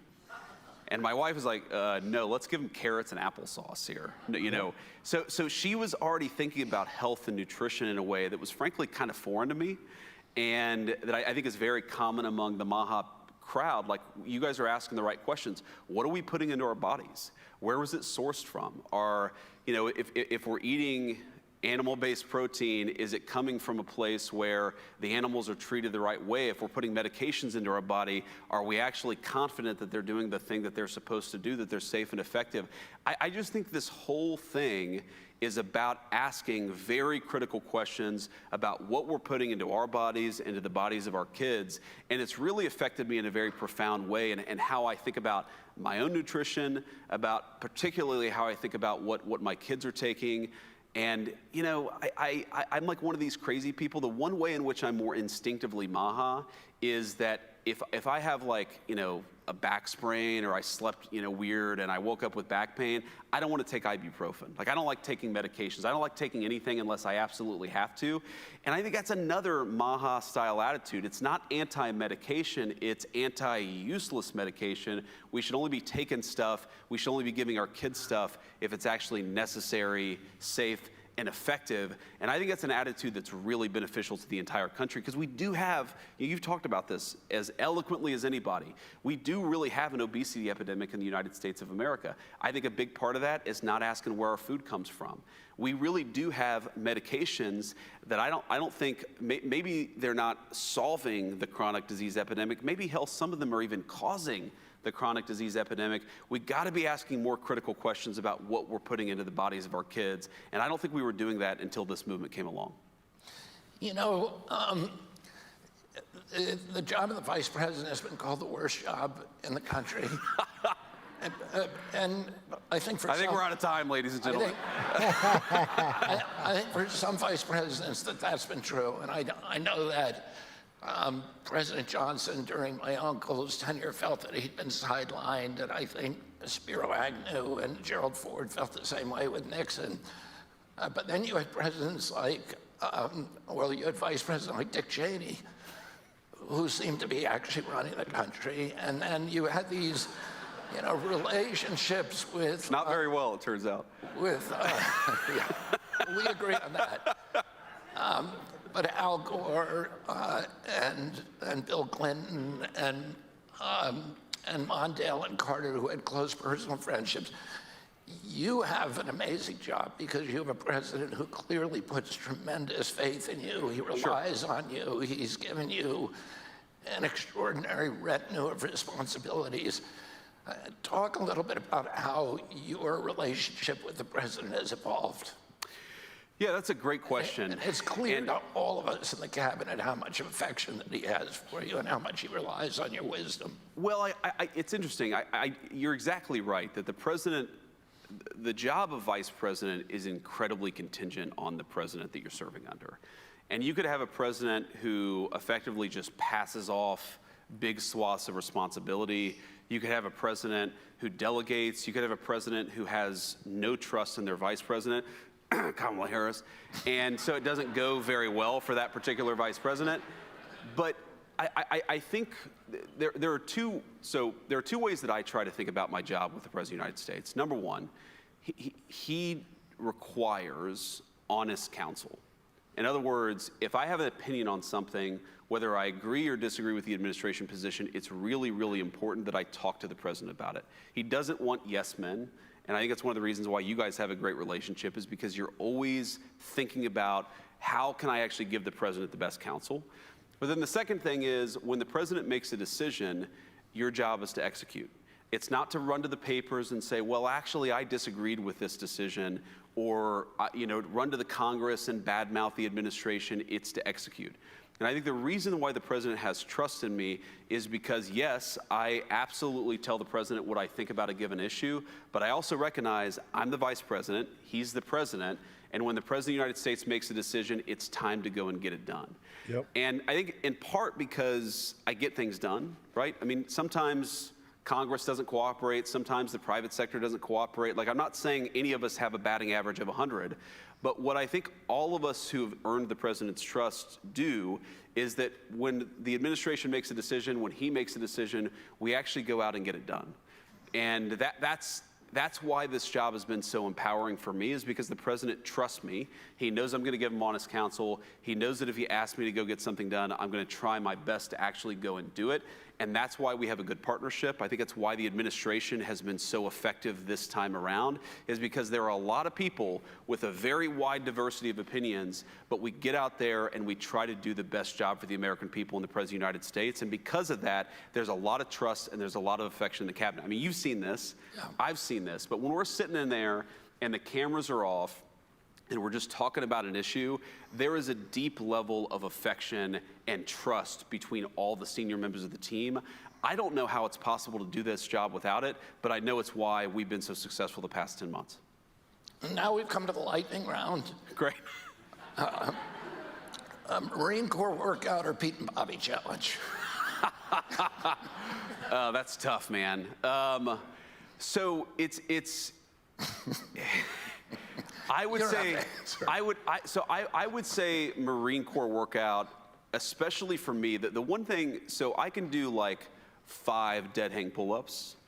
You know, I have longer arms. I'm a little fatter than I should be, and you know, especially like 10 years or so ago, I got a little out of shape, and so it's actually the Marine Corps like physical fitness test has been an incredible guidepost to me getting back in shape. And it's basically you run 3 miles, you do 100 crunches, or now instead of crunches they do it's this weird planking exercise that's a core exercise, and then there's pull-ups. But I felt like that's been a very good focus. The Pete and Bobby challenge is for people who are in as good a shape as Pete and Bobby, which is not yet me, but that's my goal. My goal is to get there. Who is the funniest guy on the cabinet? Well, obviously, the President of the United States. Yeah. I mean, beside him. So beside him, I mean, look, we all have different views on this. My personal vote for funniest person outside the president is probably Marco. Yeah, Marco. He has an incredible sense of humor. He's got great comedic timing. Rival. Yeah, that's right. That's right. Well, you know, there are a couple others. Look, very good sense of humor among the cabinet. There's a lot of funny people. I think Margot is the funniest outside the president. He says something that makes everybody laugh. Correct. At least once during the cabinet meeting. That's right. Well, I mean, I don't know if you saw this video circulating on social media, but you know, the president met the president of Syria, al-Shara, in the Oval Office a couple of days ago, and you know, he asked him, he's like, "Well, how many wives do you have?"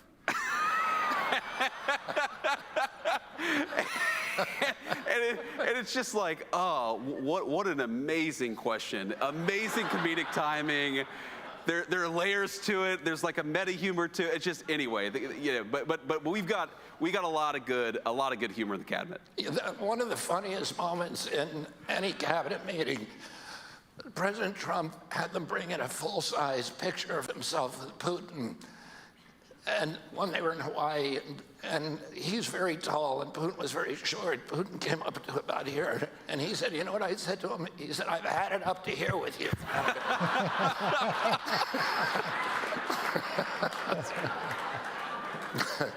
Okay. I remember that. There are 8 presidents from Ohio. How many can you name? Oh. This is unfair. That is a totally unfair question. I regret coming to this event based on that question. Okay. None of them, well, with one exception, none of them. Okay, so obviously U.S. Grant. Yeah. I have a particular affinity for him. Both of us have beards. Rutherford B. Hayes. Good. Was Cleveland, Ohio, or was he somebody else? I don't think Cleveland was. Okay, the problem is a lot of the Ohio ones are frankly the range of presidents where nobody can name them. Yeah, they right? all are. So it's Except like most people can like go up to Jackson, and then they know there's sort of Lincoln and Grant, and then there's like, you know, a black hole of presidents. Those are the Ohio presidents. Please don't judge my home state, because it was just it was a different time in the country. So the answer is apparently 2. Did you read Chernoff's biography of Grant? I did. Incredible. One of my best friends actually gave it to me 4 or 5 years ago. Incredible book. It is. And he was an incredible guy. Makes you fall in love with Grant. Absolutely. And people, you know, he was attacked after he died by a lot of his political opponents. A lot of what I learned in grade school and high school history about Ulysses S. Grant is actually fake. He was a great general. He was also a great president. Thank you very much, Mr. Vice President. Thank you, guys. Thanks, Bobby. Thank you all for being here.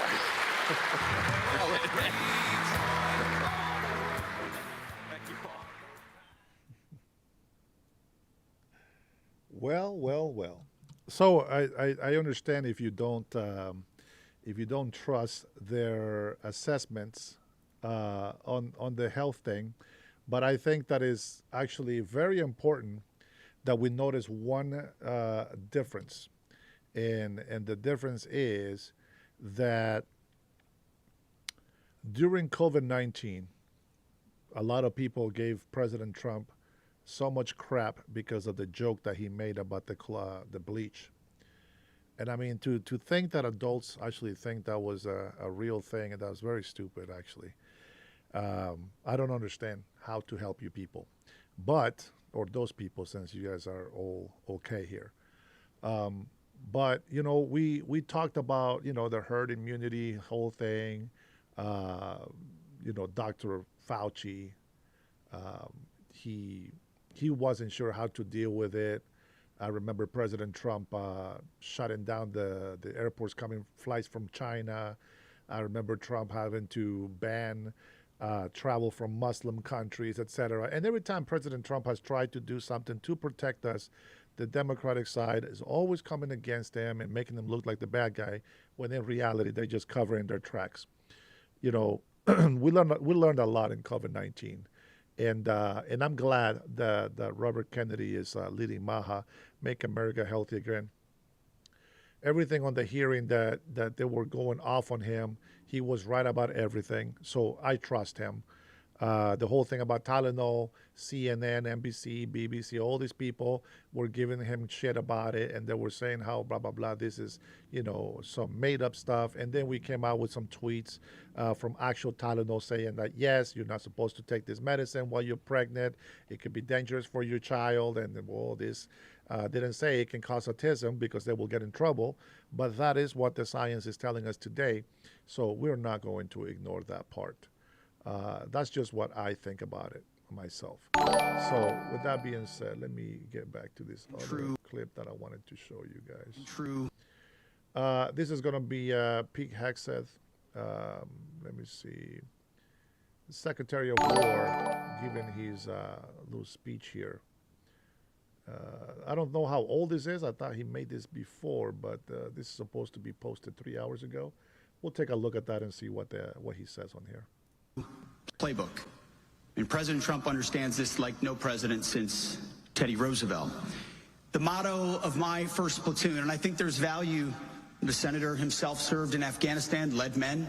There's value to our generation of troops now having an opportunity to lead. I never thought I'd put the motto of my first platoon to good use. But 1st Platoon, Charlie Company, 2nd of the 113th, New Jersey National Guard, Guantanamo Bay, 2004 to 2005. Our motto was, those who long for peace must prepare for war. And our logo was actually a giant peace sign in barbed wire. Warriors have repeated that motto since the 4th century Rome, including George Washington, the first leader of our War Department. And that's why we restored the name of the Department of Defense to the Department of War for clarity, not because we want war, but because we must be fully prepared to wage it.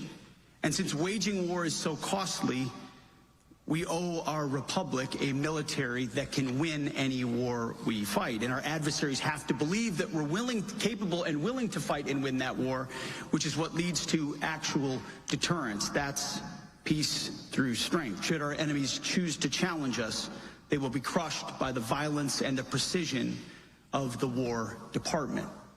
These are not academic and theoretical concepts. They have to be real. It has to be real hard power, and the enemy has to believe you'll use it in order to prevent them from taking action.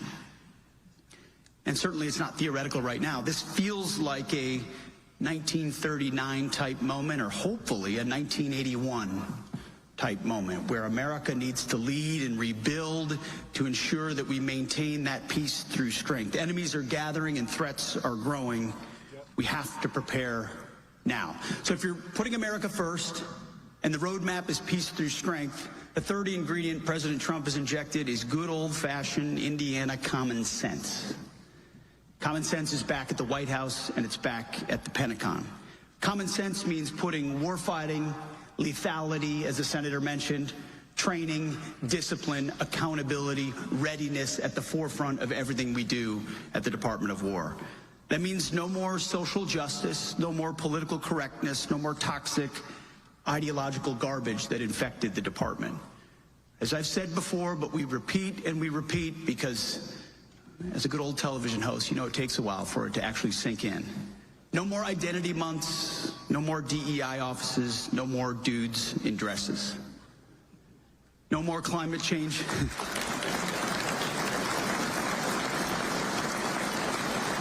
It actually was a thing. It actually was a thing. No more climate change worship, no more division, no more delusions, gender delusions or quotas, no more distraction. As the chairman of the Joint Chiefs puts it, Pete, you're clearing out the debris. That's what it is. We're clearing out the debris from out front of NCOs and officers. We're done with that stuff. It doesn't take a PhD to understand that sergeants don't need sensitivity training. But we're taking the next step. We're not just undoing damage, we're solidifying the way forward. We're taking concrete steps to ensure that common sense reigns going forward. We're restoring a ruthless, dispassionate, and common sense application of standards. I introduced a golden rule test in a speech I gave at Quantico to a number of generals and senior enlisted. It is, do unto your formations that which you would have done unto your sons. Would you put your son or your daughter into the type of formation you are creating? It's a very clarifying rule. So I don't want my son serving alongside troops who are fat and out of shape, or in combat units with females who can't meet the same combat arms physical standards as men in their units. Standards must be uniform, gender neutral, and high.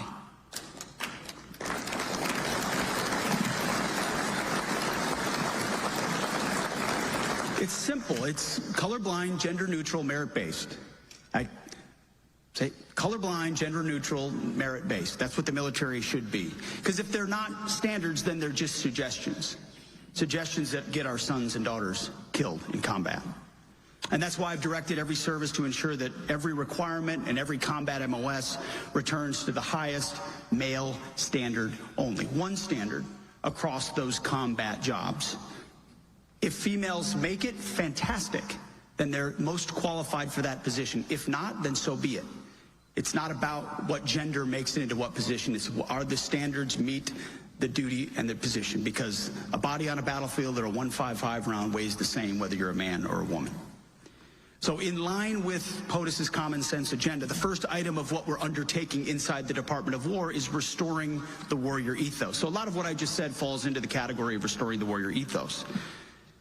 And it's up and down the ranks. As I mentioned, that speech at Quantico, whether you're an airborne ranger or a chairborne ranger, a brand new private or a 4-star general in the Pentagon, you need to meet height and weight standards and pass a PT test twice a year. I also said, we don't need to be in military of beardos anymore. Do you know how many troops claim to be Nordic pagan? No, suddenly it's become like this real fake religious affiliation inside the Pentagon where troops claim to be Nordic pagan so they can grow a beard, and no one challenges them on it because no one's upheld standards for a long time. So now a quarter of the platoon is sporting beards because they're now suddenly Nordic pagans. We're not doing that stuff anymore. The idea is, it's sort of the broken windows theory of policing. There'll be some people that say, well, Pete, why would a secretary care about beards and PT standards? It's the same thing. Well, why would a mayor of New York care about squeegee men or about broken windows? It's because when you let the small things go, you create a climate of criminality. But when you let the small things go inside your formations, you create a climate of a lack of discipline, where standards cannot be enforced. And if you can't enforce them on the small things, it gets far more difficult to enforce them on even more meaningful things.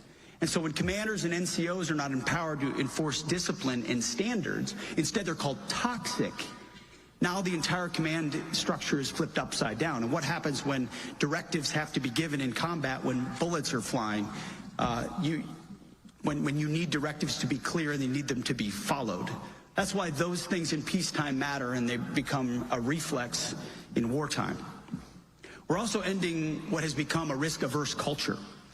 NCOs and commanders no longer have to walk on eggshells, that's the phrase that we've used, for fear of compromising a blemish-free record. You see, blemish-free records are great in peacetime, but they don't work in wartime. So we're overhauling the Inspector General, the EO, and MEO processes so they cannot be weaponized. See, these processes have been weaponized to put complainers, ideologues, and underperformers in the driver's seat. I spent a year writing a book called The War on Warriors before I took this job, where I spent Saturday afternoons at Fox calling members of the military, every rank, every background, every service, asking them what works, what doesn't, what's gone wrong in the military. And time again, they came back to command climate. It's impossible to be a commander right now, because the minute you enforce a standard, you're called toxic and someone drops an IG complaint on you and you can't get promoted, you can't move on, and you're not empowered to enforce standards. We're changing that entire paradigm. We're reviewing and flipping the entire IG process. Sure, you still can't be racist or sexist. Like, it's been illegal to be racist in the military since 1948. Those things remain and those things are clear. But officers simply upholding high standards that promote the warrior culture are not toxic. And we're no longer are going to be subjected to drawn-out, weaponized, unfair investigations that are never anonymous complaints that go on for months and they can't do their job. There's a big difference between something that's anonymous and something that's carefully handled or close hold, confidential. And we've worked with the services, with the joint staff across OSW to put in place a process that ensures that you can approach the IG if necessary, but commanders are empowered throughout. So that's restoring the warrior ethos. Number two is rebuilding the military. Our warriors, I mean, as the president points out, and he's right, we have the strongest, most capable, most lethal military in the world, full stop. No one can touch us. But if we're going to maintain that and put the best weapons, ships, and aircrafts and platforms in the hands of our men and women, we've got a lot of work to do, here in Indiana and across the country to get things on time and at scale. So when I think of rebuilding the military, we think of places like NSA Crane. Right here in Indiana, the third largest naval installation in the world. I can't lie. I mean, the first time I met with Senator Banks and he told me about Crane, I said, wait, the third largest naval institution in the world is in Indiana? Okay. But then when you add it all up and you look at the industry and you look at the history, it all makes sense. And then you look at the capability of what's produced here. Crane embodies the warrior ethos, committed to unwavering dedication and readiness in the face of any challenge. Over time, it's become a go-to, as he mentioned, on drone warfare and hypersonics and microelectronics, rapidly transitioning these innovations to the warfighter. We're going to need more places like Crane, and we're going to need them quickly. To achieve the historic rebuilding that President Trump has mandated us to undertake, we have to liberate our bureaucracy and fundamentally change the way we do acquisitions. Seated over here is Mike Duffy. He's the head of A&S, Acquisitions and Sustainment at the Department of War. And from the beginning, he and I have worked together. He and his team have taken the lead in saying, how do we fundamentally transform how we acquire and buy and develop weapon systems? And it manifests in a speech on Friday of last week at Fort McNair, where I spoke to military officers, defense industry executives, members of Congress, and others to announce those reforms. It's been a long time coming, actually. The last time there was a major acquisitions reform effort was Secretary Rumsfeld, and he announced it on September 10th of 2001. Needless to say, many of those reform efforts were overtaken by the events that happened the very next day on 9/11. We're continuing in that lineage, undertaking a department-wide transformation of requirements, acquisitions, and foreign military sales. We're addressing a core function of what we do at the War Department, identifying what our warfighters need, how we buy those capabilities, and then how we share those capabilities with allies and partners, which in a contested world is becoming even more important.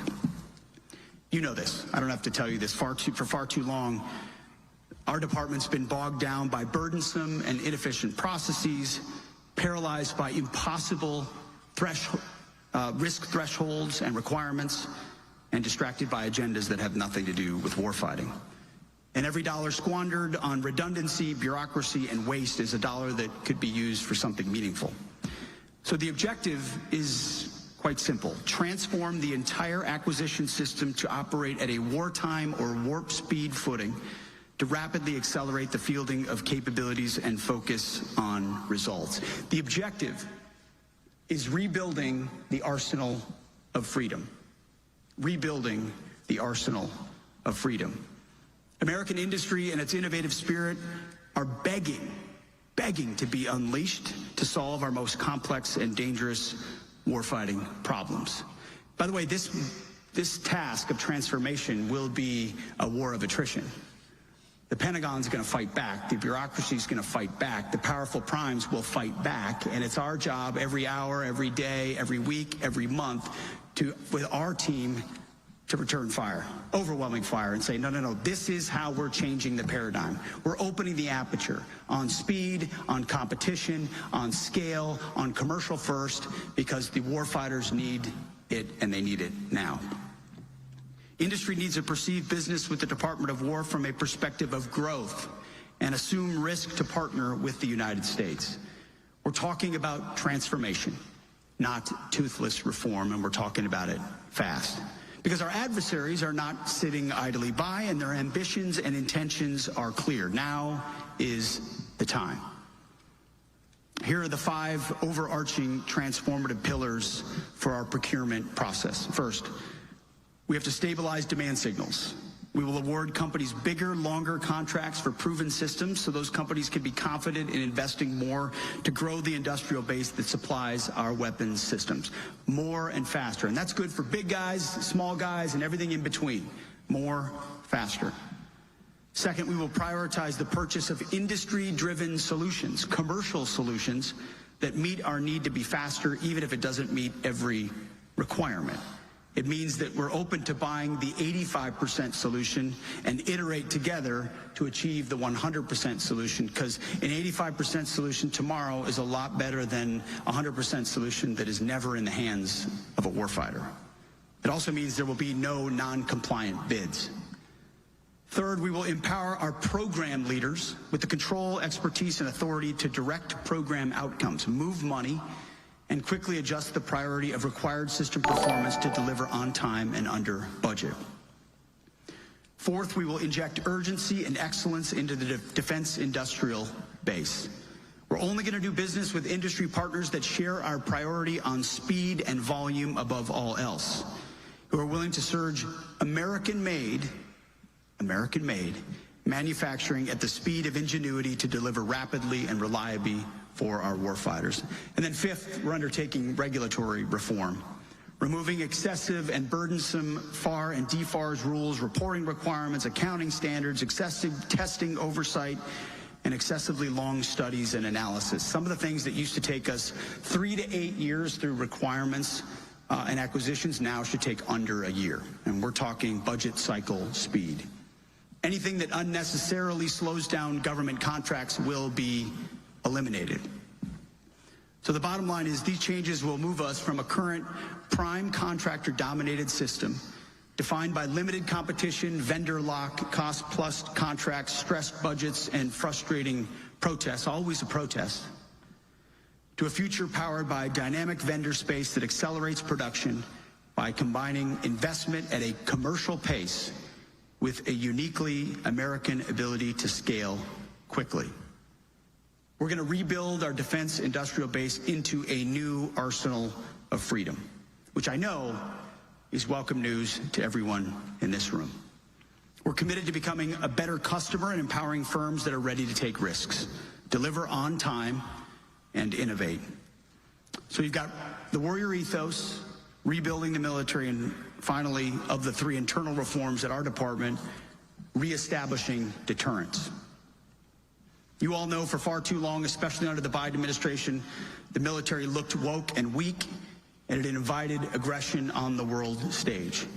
Under the Biden administration, our adversaries expanded in Eastern Europe, in Ukraine, in the Middle East, in what happened on October 7th, in Southeast Asia, and Central and South America. The debacle in Afghanistan set the stage for a lot of it. By the way, we're getting an update again next week from our Afghan task force, looking into what happened there, and we will be releasing that in 2026. Our enemy knew that they could get away with these things because Biden was feckless. The department looked feckless and was. But under President Trump, deterrence is back. After decades of securing other people's borders, halfway across the world, we're finally securing our own border in our own hemisphere. An invasion of over 20 million people from around the world with no idea who they are is a serious and dramatic national security threat. That's why we're happy to support mass deportations as well of our friends in federal law enforcement. But we've also surged our posture to the southern border from minute one to lock that border down. Our goal is 100% operational control of the southern border, and every passing day we get that much closer. Cartels, trafficking, and death, all of it across the border ends. In fact, for the past 5 months, as I hope you've heard, there have been 0 crossings across our southern border. We know who's coming in.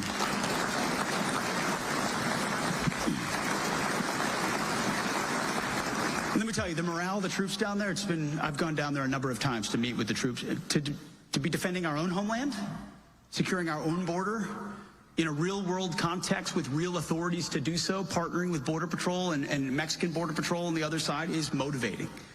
Our men and women down there love what they're doing, and that's why we revived the 1918 Mexican Border Medal to pin on their chest when they're done with a 6-month tour down there securing the border. These are not guys, with binoculars who don't have actual authorities. These are, striker platoons with vehicles and optics able to come alongside Border Patrol and assist in arrest of those coming across our border and lock it down. And eventually, more funding will lead to more infrastructure, more border wall, which will require less of a footprint, but even the same amount of a lockdown. We're also taking the fight on the deterrence front to cartels. My advice to foreign terrorist organizations is do not get in a boat.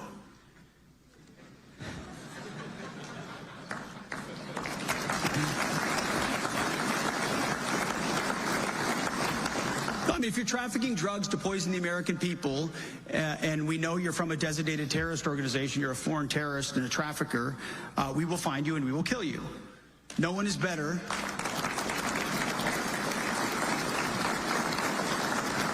No one is better at tracking and networking and mapping and hunting than the American military. Honing those skills for many decades in foreign lands. Now we're doing it in defense of the American people with all the authorities. We got lawyers on lawyers. All the authorities necessary to do so, treating these terrorists like the Al-Qaeda of the Western Hemisphere. And we're seeing in real time that they're changing their methods and will adapt as they change those methods. But again, another signal of deterrence, locking down the border, taking on the cartels and stopping the poisoning of the American people. A great example as well is Operation Midnight Hammer. What our B-2 pilots did over 37 hours, going all the way from Missouri and back, going into Iranian airspace with, there were 52 refuelers, there were fighters in front of them, all the maintainers, incredible Americans who maintained the entire thing. But to go into an adversary's country, drop 14 precision 30,000-pound bombs into holes the size of this podium, and then turn around and leave Iranian airspace, and there wasn't a single news article, tweet, or reaction from the Iranian government, gives you a sense of what the American military is capable of.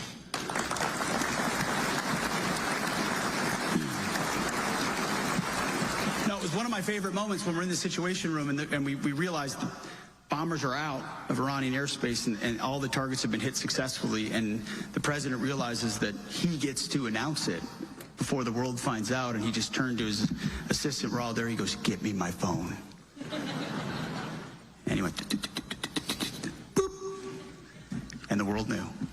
But imagine the power of the signal of that truth, of the fact that the president had said, Iran, you have 60 days, and then on the 60-day mark, bombs dropped on their facilities, destroying Fordow, Esfahan, and Natanz.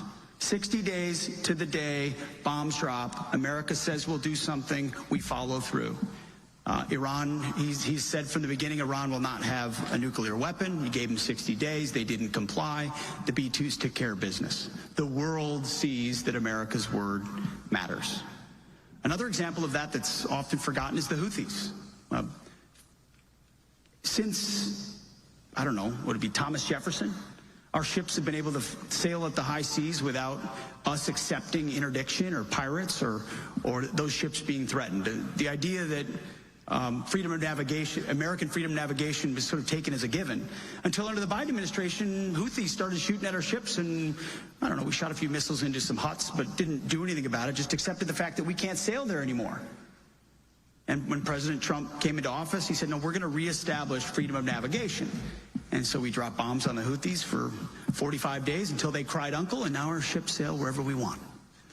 That is a reestablishment of deterrence, that you do not tangle with the United States Navy or Air Force or our people. And if you do, you will get the vengeance of the United States military until we get our way and our ships sail freely. All of these things are reestablishments of deterrence that had to be done given the backsliding of what occurred during the Biden administration. Now, we're also reestablishing deterrence, as the Senator mentioned, in the Indo-Pacific and around the world. We're supporting allies and partners out there as force multipliers to strengthen their own capabilities. In March, I took my first trip to the Indo-Pacific as Secretary, and the first trip to Guam in 20 years from a Secretary of Defense or Secretary of War. I've traveled to the Philippines, to Korea, to Japan, to Singapore, to Vietnam, to Malaysia. We are deterring China's influence around the world, not to mention the Panama Canal, where we're freeing that canal from malign Chinese influence, ensuring that American ships can sail freely. We're also increasing the burden sharing of our allies. I think a huge signature of what the Trump administration, what President Trump's been able to do in his first term and the second term is reawakening NATO to their actual mission. You're not an alliance if you don't have capabilities. And if you're not willing to spend on your own militaries and you're dependent on the United States, you're not actually able to step up when an adversary threatens you. Yes, Ukraine was a wake-up call for Europe, but more significantly, it was President Trump saying, you need to pay up. It's not enough just a free ride on us. I mean, what happened in June from President Trump in NATO members committing to 5%, 3.5% of hard military spending and 1.5% in infrastructure is historic. If America's going to have to take the primary burden of what happens in the Indo-Pacific in deterring China, then Europe needs to be prepared to step up in its own continent and ensure that forces like Russia or others are checked properly. It's common sense. You can't be everywhere.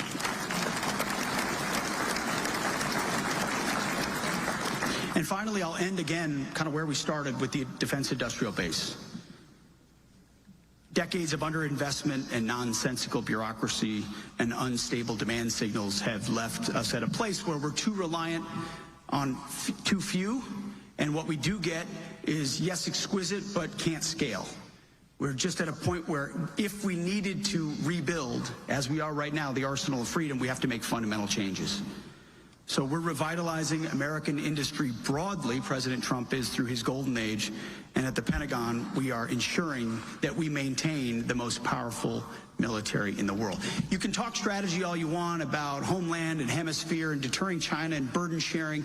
That's all briefs nicely on a white paper. But if you can't actually build the things you need to underwrite it, it's all an academic exercise, and that's why defense industrial base has been a top priority of ours from day one. So we're restoring the warrior ethos, we're rebuilding our military, we're reestablishing deterrence, and we have a president of the United States who has the backs of our warfighters. That's what I tell the troops every time I'm traveling. It's all I ever wanted as a young lieutenant was to know that my commander had my back. At any echelon, when we had to do difficult things in the dead of night, where you make decisions in a split second, you're not always going to make the right decision. But if you're doing it for the right reasons on behalf of the troops and the mission, then your commander ought to have your back. You see that with law enforcement. You see that with Border Patrol. You see that with our troops. When you have a commander-in-chief and a leader with a steel spine who has their back, they're empowered to make communities secure and safe. They're empowered to secure the border. They're empowered to deport dangerous illegals, or they're empowered to close with and destroy the enemy. And that's why a lot of what I've done as well is untied the hands of combatant commanders and allowed them to make decisions at their level to deal with and hunt down enemies of the United States, many of which the American people don't hear about in the newspapers. But it ensures that our warfighters are able to go out and do what they need to do to keep all of you safe. So in this new era for the defense industrial base, we're going to take risks, we're going to optimize for speed, we're going to compete, and we're going to scale. For the firms used to the old way, who refuse to take risks and innovate, we wish them well in their future outside of the Pentagon. But to the rest of you, we look forward to partnering with you to supply our warfighters and rebuild our military. Washington can be a tricky place, but not when you know why you're there and what you were sent there to do, and you lock arms with people who share those same perspectives. President Trump sets the tone. My job, I've got two basic principles. Don't talk to the media unless you have to, because all they do is spin, spin, spin. And then just do your job. Just do the job you have. And the job I was given by President Trump is to be the Secretary of Defense and now the Secretary of War, to deliver on behalf of warfighters. That's it. There's no other games to be played in Washington, D.C. And so when you have allies, and you need allies in that effort, and I'll tell you what you have here in Indiana, in the good senator, Senator Banks is an incredible ally, who we know we can call when tough decisions have to be made, or he has to stand there shoulder to shoulder with us, or help explain the reforms that we're undertaking. It's critical. You learn real quick in Washington who your real friends are, who will actually go to bat, and whose core is grounded in what needs to be done in that moment to advance America first and peace through strength. So, Senator Banks, I want to thank you for being that ally to us at the Department of War from day one. From the announcement to the confirmation to everything in between to the reforms that we're undertaking, you've been rock solid, and I want to thank you for that.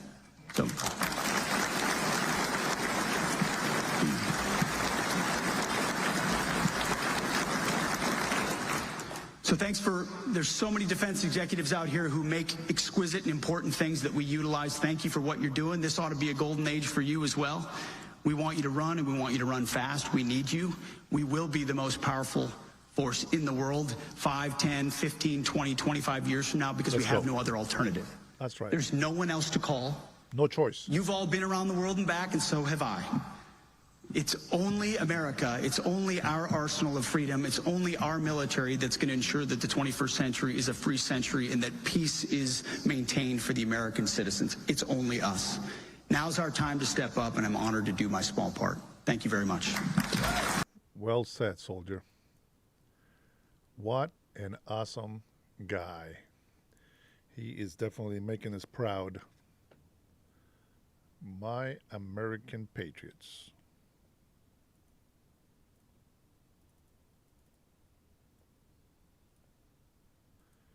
We're going to listen to the press conference here.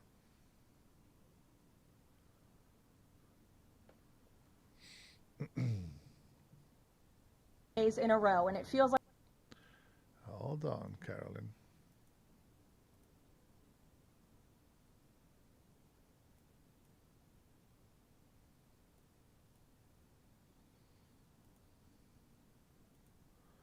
All right.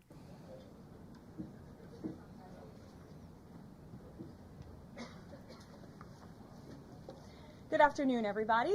Thank you for being here today. We are going to get to my remarks and Q&A as always, but I do have the FBI director with me here, Kash Patel. You all know him well, and he's here to provide an update for you all with respect to China. As you know, President Trump had a very successful meeting on his trip to Asia with President Xi, where they discussed the need for China to crack down on fentanyl production and distribution, which ultimately makes its way here to the United States of America. And the FBI director recently traveled to China following President Trump's meeting to meet with his counterpart in Beijing.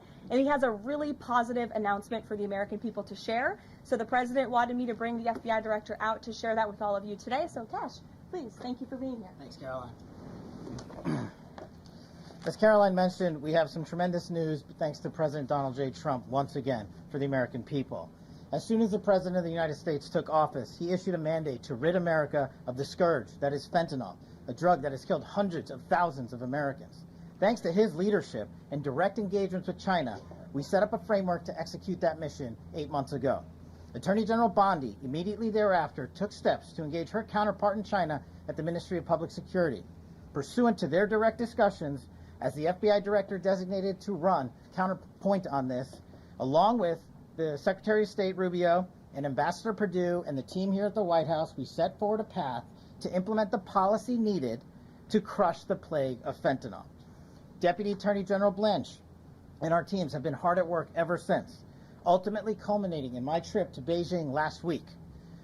This was only possible due to President Trump's historic engagement with President Xi just a few short weeks ago that set the stage for today's announcement. At that meeting, the leaders reached an agreement. But just to put this in frame for the American people, a reminder here that nearly 100,000 people died of fentanyl overdoses just last year alone.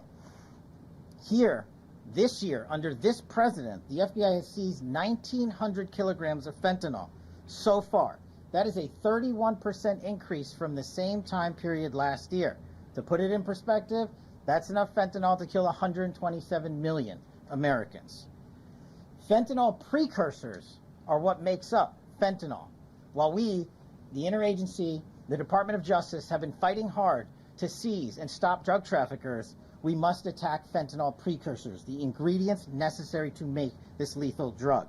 That was the sole purpose of my trip to China, to eliminate these precursors. And if successful, we would suffocate the drug trafficking organization's ability to manufacture fentanyl in places like Mexico. This was the first time an FBI director has been to China in over a decade and received the audience with his counterpart to address this matter directly. And again, thanks to President Trump's direct engagement with President Xi, the government of China committed fully to my engagement there on the ground in Beijing at a level never seen before. While at Ministry of Public Security headquarters, I met with my counterpart at MPS, where the Chinese government agreed on a plan to stop fentanyl precursors. What does that mean? The People's Republic of China has fully designated and listed all 13 precursors utilized to make fentanyl. Furthermore, they have agreed to control 7 chemical subsidiaries that are also utilized to produce this lethal drug. Effective immediately, essentially, President Trump has shut off the pipeline that creates fentanyl that kills tens of thousands of Americans. These substances are now banned, and they will no longer be utilized by the Mexican drug trafficking organizations or any other DTOs around the world to make this drug. This historic achievement has saved tens of thousands of lives. This historic achievement would not have been possible without the tremendous team of President Trump, the Attorney General, the Department of Justice, the Federal Bureau of Investigation, and Ambassador Perdue in China, whose ground-level engagements were imperative to achieving this result. This is yet another example of how President Trump defends the American people, provides security for the American people, and puts the American people first. This is a historic first-in-its-kind achievement by any president to stop the scourge of fentanyl, and it should be championed by every single American. This achievement will save lives. We are thankful for President Trump's steadfast leadership, and this FBI will fearlessly follow in his footsteps to ensure that this mission of safeguarding the American public is achieved every single day. Thank you. Thanks, Caroline. Thank you so much. Appreciate it. Okay. Thank you again, Director Patel. Before we get going, I do have one quick scheduling announcement. Tomorrow, President Trump will be joined by the First Lady in the East Room for an executive order signing aimed at expanding opportunities for education, career development, housing, and other resources for young people transitioning from foster care to adulthood. This is part of the First Lady's Fostering the Future efforts, which are a Be Best initiative. In other news, the Democrats dragged on the government shutdown for 43 days, the longest shutdown in U.S. history. But tonight, thanks to Republicans, the White House is very hopeful that this shutdown is going to come to an end. The damage caused by the Democrats with this reckless government shutdown cannot be forgotten. It is entirely the fault of the Democrat Party. Just look at the vote count. Hundreds of thousands of federal employees have missed their paychecks. Tens of billions in wages and benefits were withheld, impacting vulnerable families. Millions of low-income Americans missed their SNAP benefits. Nearly 20,000 flights at airports across the country were delayed due to staffing shortages, causing Americans to miss family events, vacations, and work obligations. According to Airlines for America, an estimated 5.2 million travelers have had their flights disrupted over the course of the Democrat shutdown. And our economy has lost billions and billions of dollars in economic activity over the course of this shutdown, hurting consumer sentiment and crushing the travel and hospitality industries. According to a CBO estimate, the Democrat shutdown could end up decreasing fourth quarter economic growth by 2 whole percentage points. The Democrat shutdown made it extraordinarily difficult for economists, investors, and policymakers at the Federal Reserve to receive critical government data. The Democrats may have permanently damaged the federal statistical system, with October CPI and jobs reports likely never being released. And all of that economic data released will be permanently impaired, leaving our policymakers at the Fed flying blind at a critical period. It's hard to recap all of this without asking a simple question: why?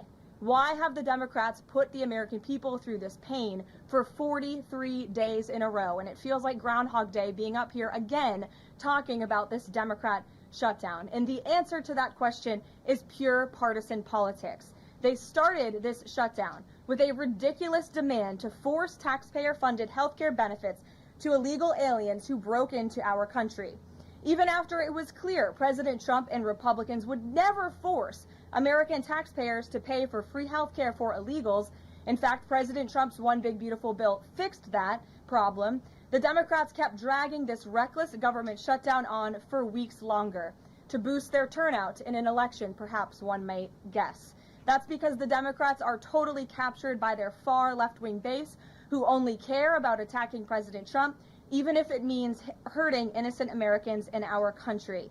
The Democrats' weakness and their unwillingness to buck the fringe members of their party dragged this harmful shutdown on for 7 weeks and inflicted massive pain onto the American public. But let's be clear, the clean CR being voted on today in the House of Representatives that will lead to the reopening of the federal government is what President Trump and Republicans have supported from day one.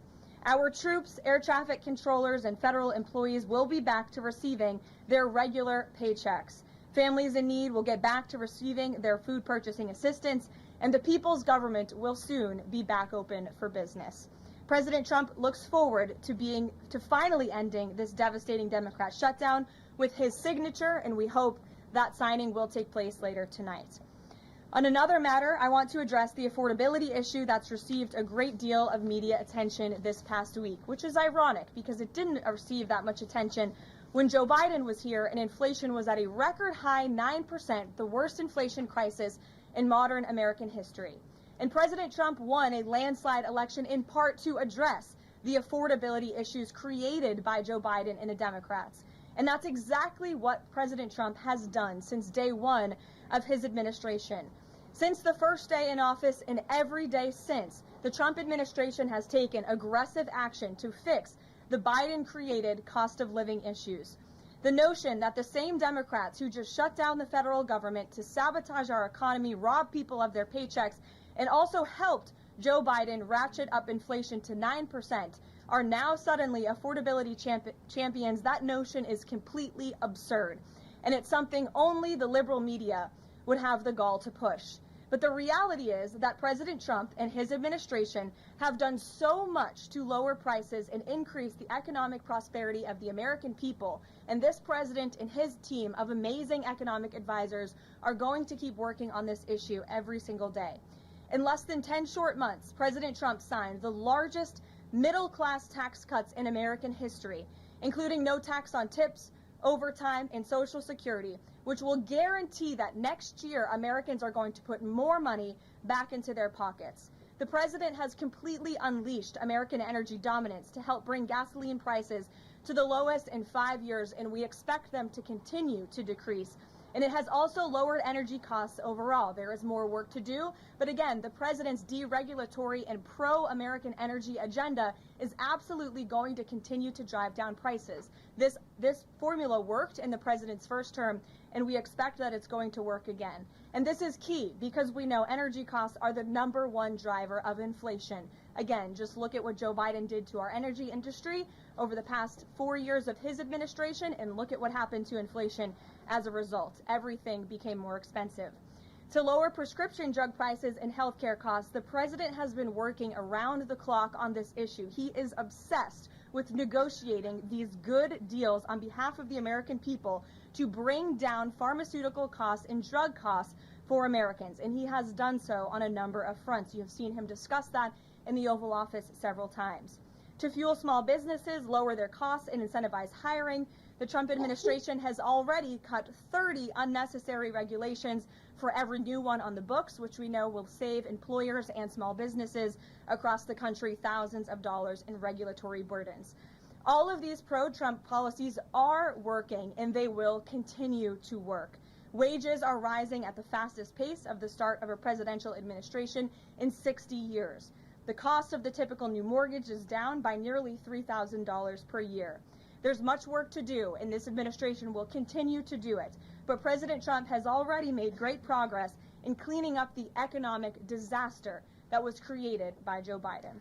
With that, I will take your questions today, and in our new media seat, we have Bev Turner, who works for a new outlet, a UK outlet, but based here in Washington, D.C., GB News. Bev, thank you for being here today. Why don't you kick us off?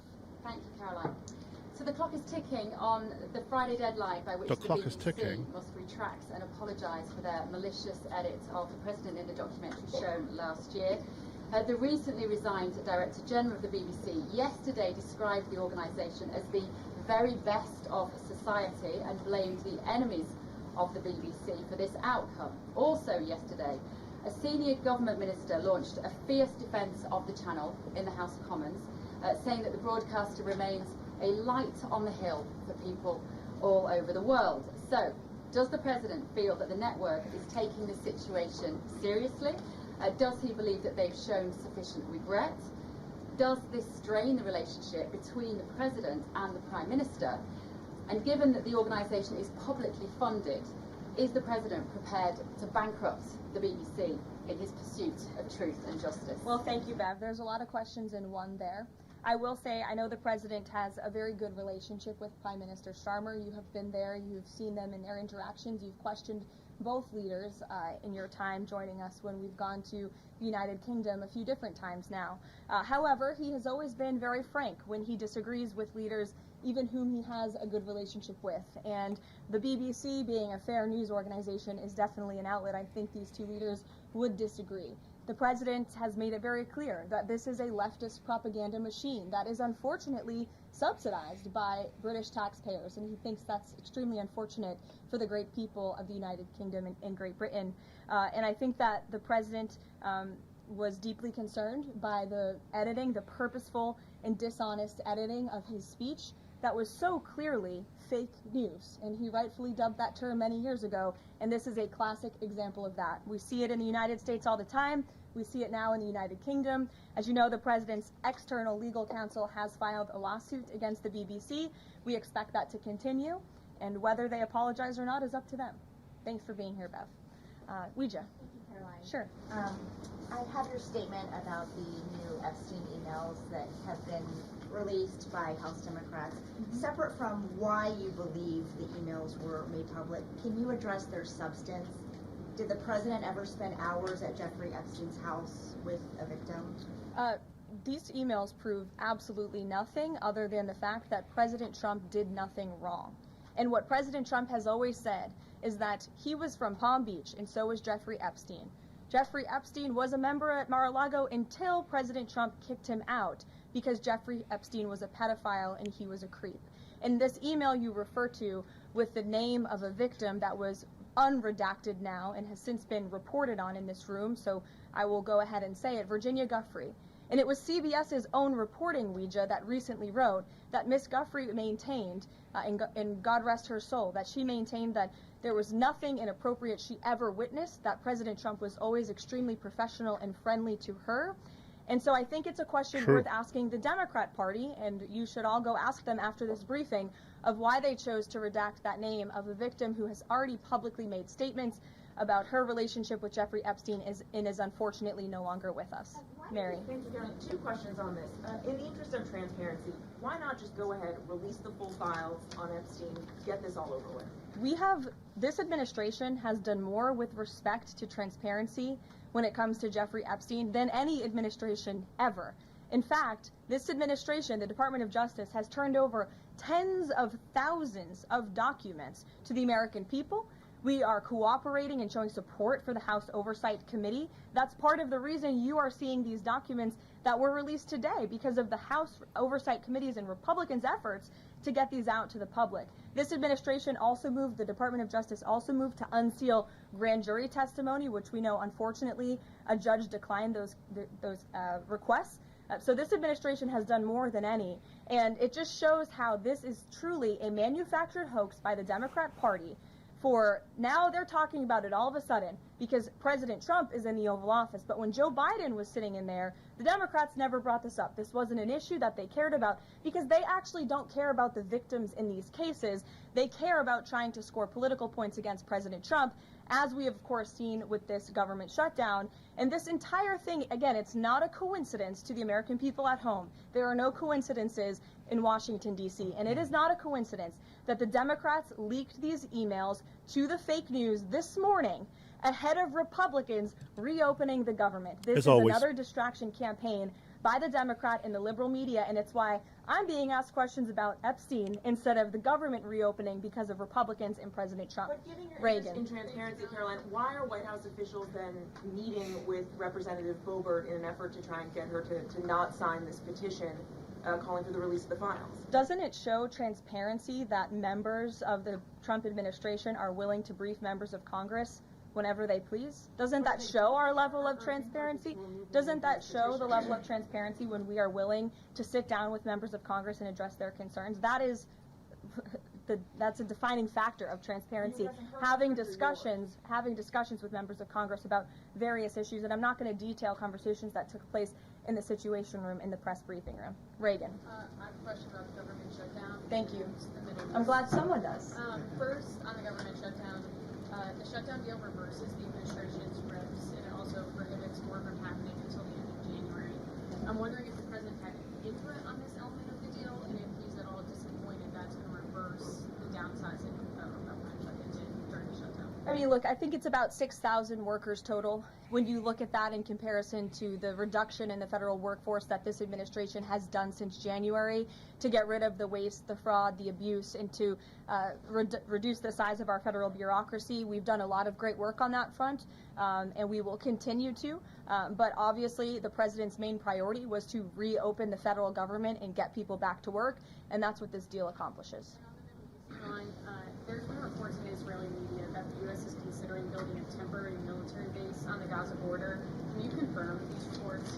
So I had a conversation directly with the reporter who wrote this article, and this article was based on a single piece of paper, an inquiry that somebody in the Department of Navy made about an idea that may happen in the future.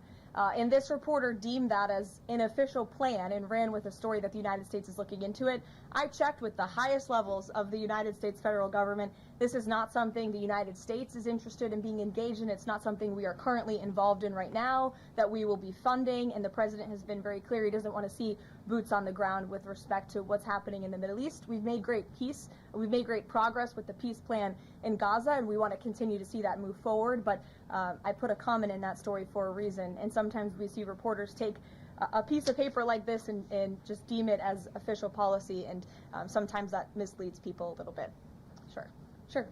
There's been a question about UK intelligence sharing regarding the drug interdictions involving Venezuelan boats. How will that affect the U.S. military operation? There's been a lot of discussion about the high caliber of the intelligence that has been provided. before any of these military actions have taken place. I've seen that report. Oh, hello. I've seen that report. I'm familiar with the reporting, but we don't comment on intelligence matters, classified intelligence matters, as you know. As for the Trump administration's position on our narco-terrorist campaign in the Caribbean, it is going to continue, and the president has made it very clear he's not going to allow terrorists to bring illegal drugs that kill American citizens into our great country. Sure, John. I'll go to John and then Zolan. Go ahead. Thank you so much. Trump has talked about sending out $2,000 checks to U.S. citizens. Earlier this year, he also talked about sending a Doge dividend. That didn't materialize. Should U.S. Citizens expect the $2,000 proposal? Is the White House committed to making that happen? The White House is committed to making that happen, yes, and we are currently exploring all legal options to get that done. I don't have a timeline for you or any further details, but I can confirm for you that the president made it clear he wants to make it happen, and so his team of economic advisors are looking into it, and when we have an update, we'll provide one. Solon. You said at the top that one of the costs of the government shutdown was that people missed their SNAP benefits. Can you explain then why the administration went to court to fight the funding of food stamps and SNAP benefits? So recipients missed their SNAP benefits because the Democrats shut the government down, and they forced the administration to tap into a contingency fund that did not even fund the full entirety of this program. And so then you had an unhinged judge who was trying to dictate from the bench what the executive branch has to pay for and where that money has to come from. That is judicial overreach at its finest, and so that's why the administration pushed back on that. We can't have the judicial branch telling the executive branch that we need to rob the Children Nutrition Fund, which is what this judge was trying to do, to pay for SNAP benefits. That's completely inappropriate and it's unconstitutional, and we've been proven right with that legal argument. But now the good news is, again, thanks to Republicans and in several hours President Trump, the government is going to be reopened, and SNAP recipients are going to receive their full benefits, which is what President Trump has always wanted to do. Stephen. Why also did you need the judicial process for that? I mean, during this shutdown, didn't the administration have a responsibility to tap into any of those reserves to ensure that essentially poor people could rely? We did tap into it. We did tap into the contingency fund. And then the judge told us, no, you have to get more money from a Children's Nutrition Fund. And we felt that was judicial overreach. He shouldn't tell the president which fund he has to rob because the Democrats are holding the country hostage by shutting down the federal government. Stephen, go ahead. Well, if the president is considering a pardon for Ghislaine Maxwell? Again, he's answered this repeatedly. It's not something he's talking about or even thinking about at this moment in time. I can assure you of that. Stephen. I've got two questions about New York for you. Sure. First, you always do. Mayor-elect ran for the New York Post.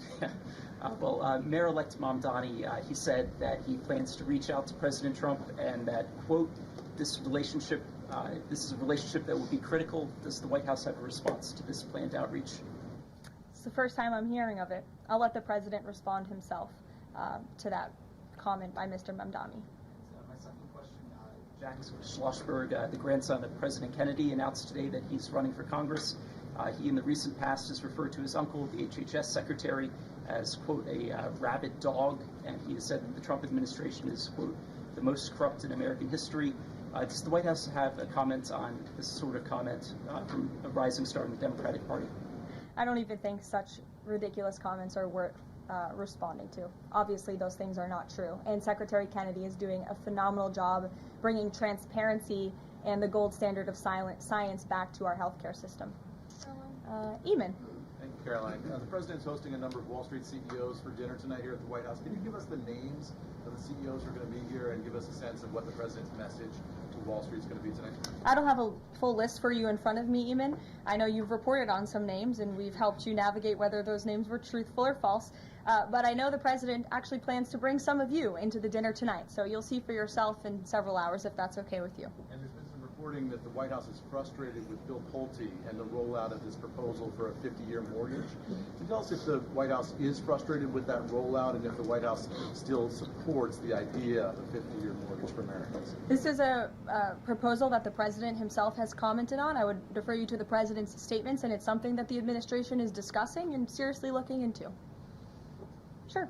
Thanks, Danny, and then go ahead. Thank you. Some Democratic members of Congress have invited Britain's former Prince Andrew to testify on the Epstein scandal. I was just wondering if President Trump thinks that former Prince Andrew should indeed come and testify to Congress on that. I haven't spoken to him about that specific matter, but I can ask him and get back to you.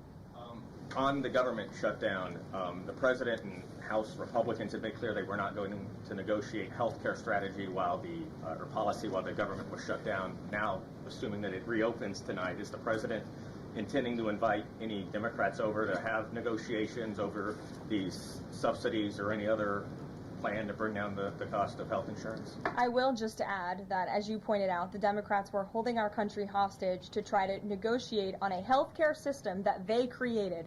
Obamacare, as it's famously called, is a system the Democrats created. It is a broken system. It has driven up healthcare costs dramatically in this country. And now they shut the government down to try to fix that system they broke. It doesn't make any sense to us, which is why the president said that's a completely untenable position. However, once the government reopens, the president, as he's always maintained, is absolutely open to having conversations about healthcare. And I think you'll see the president putting forth some really good policy proposals the Democrats should take very seriously to fix, again, the system that they broke. You can't trust the same people who broke the system to fix it, and so the American people will continue to hear from the president on this issue. Follow up on the question about the $2,000 payments of tariff revenue. The president had also talked about using tariffs to bring down the national debt. Would this be in lieu of that? Like, this is now the new way to maybe to use that tariff revenue? No, the president put out a statement on this clarifying he wants to do both things with the tariff revenue that he's bringing into this country. Trillions of dollars are expected to continue to pour in. And it's part of the reason that the Supreme Court case is so vital for our country's future, to restore our manufacturing industry in this country, to protect our national security, to continue to allow the president to use tariffs as leverage to negotiate economic deals that, again, are good for our national security. And that revenue can then be used for various reasons, to pay down our debt and also perhaps to give these rebate checks back to Americans, which, again, the White House is exploring the legal options of how we can get that done. Catherine, go ahead. Viktor Orban said this week that President Trump has promised Hungary some kind of financial shield. Do you have any details on how that will be structured or what that would look like? I don't, but I'm happy to check with the National Security Council and get back to you. One more. You recently said you'd check with President Trump about why he needs to get an MRI on his recent trip to Walter Reed. Do you have any more detail on that? I do, and I'm glad you asked. As stated in the memo provided on October 10th, President Trump received advanced imaging at Walter Reed Medical Center as part of his routine physical examination. The full results were reviewed by attending radiologists and consultants, and all agreed that President Trump remains in exceptional physical health, which I know all of you will see with your own eyes later this evening when he opens up his dinner to the press, and perhaps you will see him when he signs the bill to reopen the federal government. So stay tuned on plans for that. Thank you, everyone. Fantastic. And I noticed the comments in here are about prices, food prices, etc. Well, I'm going to go ahead and give you guys some information about what we have here in Washington State. Let's see if I got the right link here to show you. Let me see. I got something to show you so you guys can make your own minds about what's happening. Let me see where to go.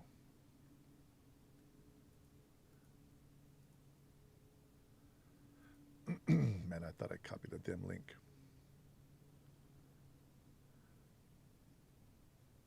Give sec. So you guys are complaining about prices are high, but I'm going to tell you that one of the biggest differences on prices, it's actually the fact that in blue cities and states, taxes are rising very high. And the reason for that is because Democrats don't know how to run a damn budget. They just tax the people. They use the funds even before they even get it from the people that they're going to tax. They run out of money and they raise more taxes. And before you know it, you guys are complaining on the left side about this big, beautiful bill. You guys don't understand that 47% of your taxes was going to be raised by the end of this year. And if we didn't pass the big, beautiful bill, we would really, truly be screwed. The reason why the big, beautiful bill had to pass is because that would allow us to have more time to negotiate on a better health care deal. Let's remember that Democrats rejected President Donald Trump trying to change the the Obamacare, disastrous Obamacare deal, which nobody can afford. And also, we were being penalized when we did our taxes because we didn't have health insurance because we couldn't afford it. Here in Washington State, we pay over $1 and change in taxes per gallon of gas. How is that even possible? It is ridiculous. And so for you people to come in here and start talking about, oh, the prices haven't changed, oh, the prices are still the same. No, it's not the same. Let me share something from a person here from Washington State. He does his show from We the Govern. I recommend that if you guys haven't seen him, I recommend that you subscribe because you can learn a lot of things from him. He is here from Washington State. And listen to what's happening in our state, not just from my point of view, but from somebody else that has more information than I do. Listen to this. Into just some of the prep stories that have to do more with the legislative session coming up in January of next year in Washington State. And the story that I think got less attention than it should have is the story here from the Washington State Standard. I'll link to it down below. Basically, this came out just a couple days ago talking about how the money crunch in Washington State government tax receipts, that it's going to put a kibosh on Washington State lawmakers' wish lists, which really what we're talking about here are Democrats in the Washington State legislature who don't believe the world holds enough money to actually fund all of their dreams and schemes with your tax dollars. And of course, this just reminds us the famous quote that was attributed to Margaret Thatcher: the problem with socialism is that eventually you run out of other people's money. Now, if you haven't hit the like and subscribe button down below, please do that at your earliest convenience. The more you share these videos with others, the wider the audience for our stories become, and I guarantee that the political class really doesn't want you to see stories like this. So please share these far and wide. Now, of course, many people are waking up to realizing the fact, especially after the recent series of ridiculous and absurd tax increases that the Washington State legislature imposed earlier this year.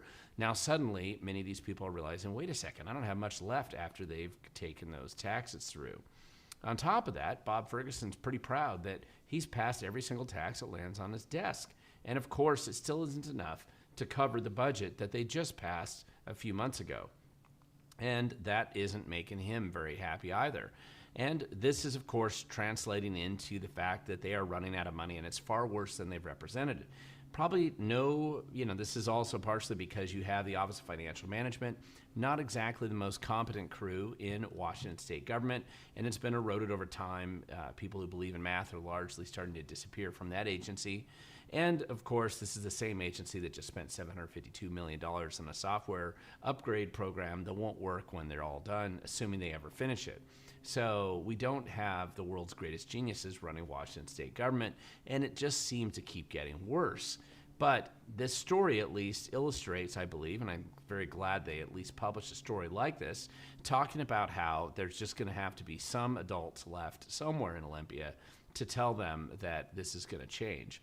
Very specifically, as quoted in this article, was June Robinson, who's a Democrat senator from Everett. She's on the Ways and Means Committee. So essentially, to whatever degree the Democrats in the legislature are actually going to do their job and write the budget, which is in theory what they're supposed to do, it's actually going to be in Senator Robinson's court to do so. Now, the way they're typically doing it is they let the governor write the budget in December, and then they modify it from there. It's just easier. You don't have to be quite as lazy. And that's basically what they're going to probably do again this year. Her quote was, "We don't have money to pay for what is needed, let alone new spending that members might request." Now, there's other great quotes in there. You can read the article, and I'll link to it down below. But essentially, she's just saying that we don't have the ability to throw a lot of stuff into this budget and add more things during the short session coming up in 2026.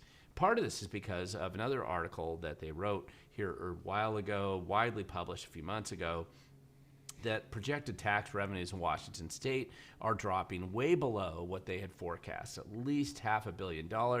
And the truth is, it's probably going to become more like $1 billion by the time we finally see where these tax returns are coming. In no small part, this is partially because of the layoffs of big businesses. This is partially because of just crazy projections on tax returns that they thought they would get from some of these new dumb taxes that they. Now, I want to point out, and we've mentioned this many times, if you overtax businesses, they're going to have to. People just say, oh, better wages, livable wages. There is businesses that cannot survive paying livable wages only because the local government taxes the crap out of them. Believe me, here in Washington state, there is a lot of regulating taxes. There is a lot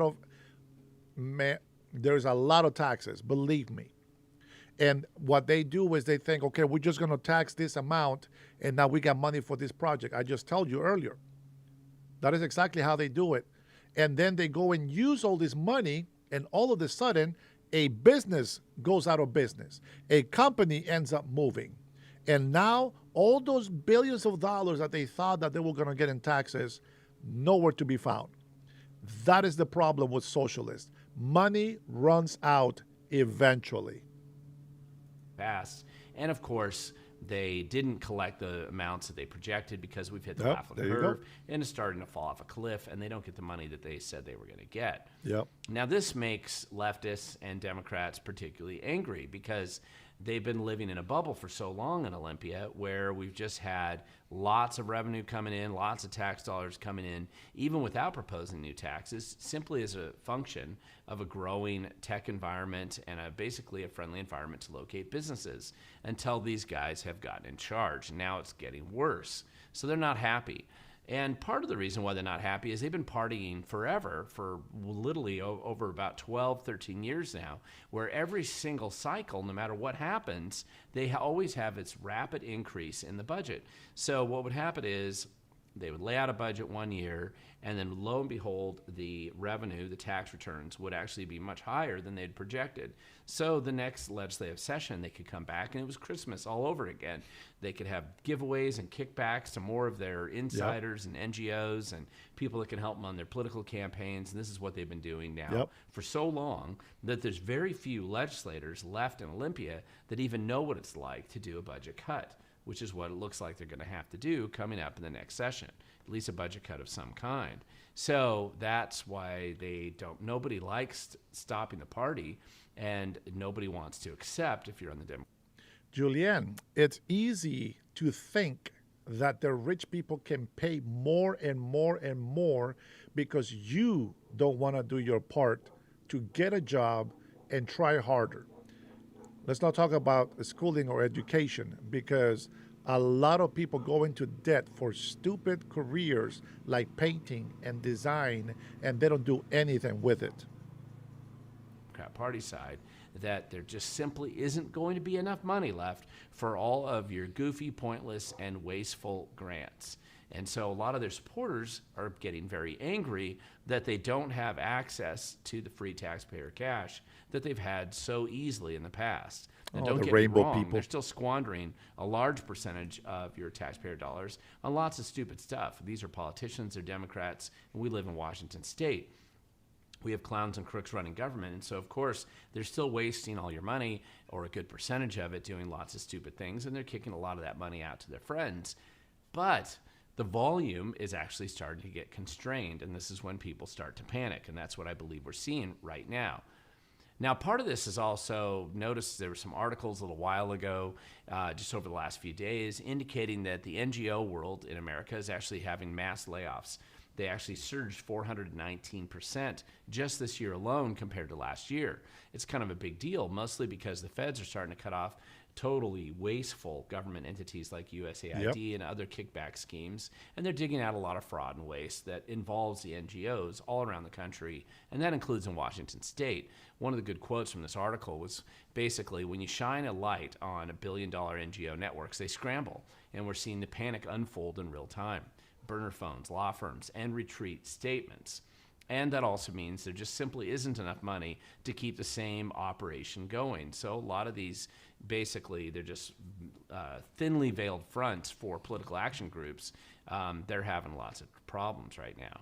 Now, obviously, you're going to have a lot of people throwing fits, getting angry about it, going out and making a scene, blaming Donald Trump, whatever it is they want to do. But I don't think they can stop the train that's eventually coming down the tracks, which is that there's just going to be less money out there, and they're going to have to deal with it. Now, in Washington state, we still have a very corrupt governor who, regardless of what he says, he's obviously pathological. He'll lie about whatever he has to. Yes, and that's the guy I have to go and beat. He'll bribe dead people to get elected. He'll do whatever he has to do.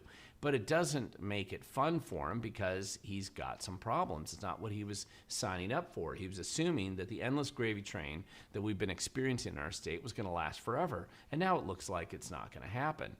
Now, if he was even capable of some self-reflection, maybe he would look back and say, maybe it wasn't a great idea to squander literally every penny we had and destroy the business environment in Washington state. But it's probably a little too late for that, and these guys usually don't have much self-reflection. But we're in the situation, and we have to deal with it now. Now, there's plenty of people out there that are probably having a few second doubts about maybe these guys really aren't the best guys to be running the state of Washington. Not when they look at whatever's left in their wallet after these guys have taken it for any and every possible taxing excuse they can find. And of course, you see what I've been talking about in Washington state, guys? I'm not the only one. Of course, the other problem is that you have the crazies inside the Democrat Party who basically want everything no matter what. Again, this is a distributed cost, concentrated benefits problem where these guys down here who run the Democrat Party or their NGO networks, they're pretty mad that they aren't going to get everything that they want. And so expect to see lots of fits, lots of drama, lots of meltdowns, and lots of silly virtue signaling bills when we go into the legislative session next year. But ultimately, it doesn't matter. There isn't enough money to cover all the dreams and schemes. They can't cover every single con group that they have out there, and all of these grifting operations, many of them are just going to have to fold. Only the most politically connected grifting operations are going to survive over the next couple legislative sessions. And we're still spending more money than we did last year, but most of that money was actually diverted to union salaries for government workers. So they didn't really get the whole big expansion of government that they were hoping to get. And of course, the capital gains tax that they had promised to get so much money from ended up chasing the wealthy people who could pay it, like Jeff Bezos, who conveniently moved to Florida so that he didn't have to pay it.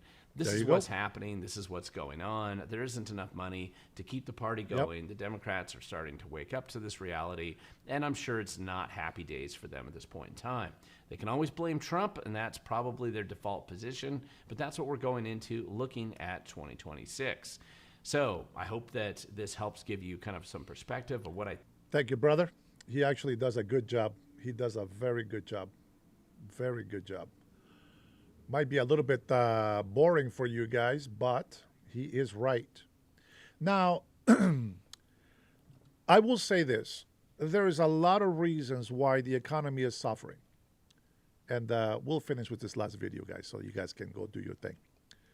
But there's a lot of reasons why we are having an issue with the economy. One of them is going to be, of course, inflation that goes up every year because population is growing. Now, because of all these illegal immigrants, inflation has gone through the roof too fast. Okay? So there's not enough housing, not enough product, there's not enough of everything because way too many people are here all at once too fast. With that being said, tariffs bringing businesses back here to the United States of America is going to help, but that's going to take some time before we actually see a big benefit besides all the stuff that we're seeing so far. High taxes from your local government, it's always going to keep the prices up. And it doesn't matter how much the president brings the economy down. Democrats that don't know how to run or manage a budget, and they have all these useless programs for the rainbow people, they will always run out of money, and they will always keep raising the taxes for the people. So we have to change that. The other thing that will make you spin your head around is there is price gouging. There is people that are raising their prices above what they should. And well, why don't we take at this The Price is Wrong video from Cairo 7 here from Washington State, and let's see what they have to say about what they found out on this little small investigation. I haven't seen this, but I'm curious to hear what they say.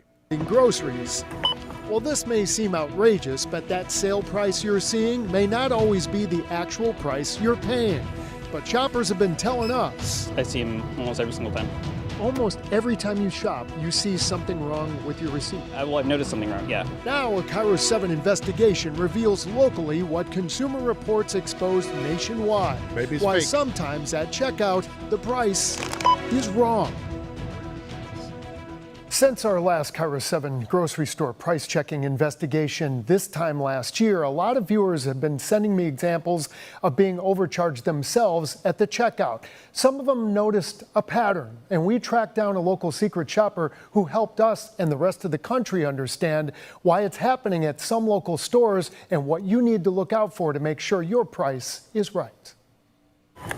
For so many of us, just hearing that expensive beep at the grocery checkout triggers that feeling of strain. Families that are shopping for 5-6 people. And pain. That's several $100s. Cairo 7's Gary Horker investigates why we're being overcharged. Since our last investigation, when an unidentified store manager shared this with me, how often do you think errors on the receipts happen? Every third, fourth customer, probably. Consumer Reports then launched a national expansion of the same kind of investigation, sending shoppers to Wait, that's blue states. Oh my goodness. Huh. Well, I wonder. 26 Kroger-owned grocery stores spanning 14 states over the course of 3 months. And one of the stores they tested was this Fred Meyer in Bothell. And they randomly recruited a secret shopper who actually shops here all the time. I call it my home away from home. I'm there so much, it's embarrassing. Betty Johnson says she's always loved her Fred Meyer. They know you, and you love these people. Yeah. To the point where she just couldn't keep her mission a secret. You told him you were spying on him. Oh, yeah. What was the assignment? Walk the aisles and look for sale tags that were expired and document what you find. Yep. And Betty documented every step on her iPad. Bingo. Betty and the other secret shoppers started noticing a pattern. This is one that was way out of date. Betty saw way down there in the fine print the expiration date on the sales tags were often days or even weeks old. If I found a section that had been missed, pretty much every sale tag was expired. So pistachios tagged as $1 off or $2.50 discount if you scan that digital coupon were charged the full price of $4.99 because the sales tag had expired. Now, by state law, the customer's entitled to the marked price even if it's out of date. The people were looking and making a decision on whether or not they're going to buy that item was not only expired, that price had gone up. It had reverted to the regular price. Which was higher. Yes. The entire 26-store Consumer Reports investigation, including Betty's, revealed expired, inaccurate sales tags on more than 150 items, from dog food to coffee, from cashews to cough medicine. The investigation revealed the average overcharge was 18.4%, and that's an average of $1.70 overpayment per item. They're so short-staffed that the people who go in to do the pricing changes, they can't complete their job. Staffing issues that came up repeatedly as the chief culprit. Derek Kravitz of Consumer Reports led the investigation, and even he was surprised at the amount Betty was overcharged. In that one shopping trip, it was 11.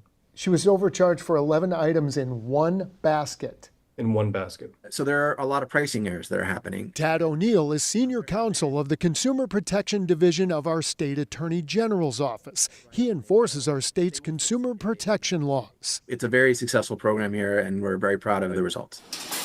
Tad says if a retailer doesn't charge you the posted or the advertised price, even if it's by mistake, it's still legally regarded as a deceptive business practice, and that's a violation of state law.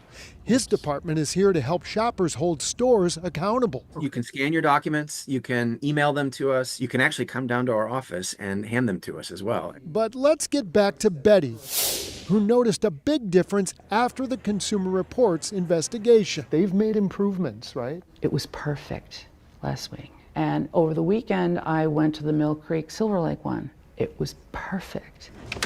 We went back to the same Fred Meyer. We checked every aisle, including all the items Betty bought, and we could not find a single expired tag anywhere. You're all right. We found the same price experience at 2 other Fred Meyer stores. Did this investigation make that difference? Yeah. I don't know.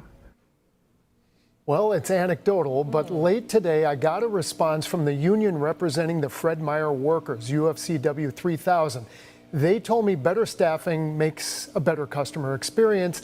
And after that Consumer Reports investigation, they say Kroger started pulling extra workers from other departments, specifically to check the accuracy of every price tag in the stores to make sure every single one was indeed accurate. I have not heard back from Kroger. I will let you know when we do. And we've been covering this topic for months. So there you go.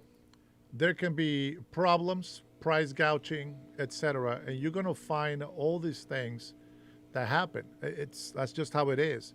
So I've been talking about this whole thing all the time, and people don't want to listen. They don't want to believe me. So there is more than just, tariffs. It's affecting everybody. Oh, the pricing. Oh, the groceries are not going down.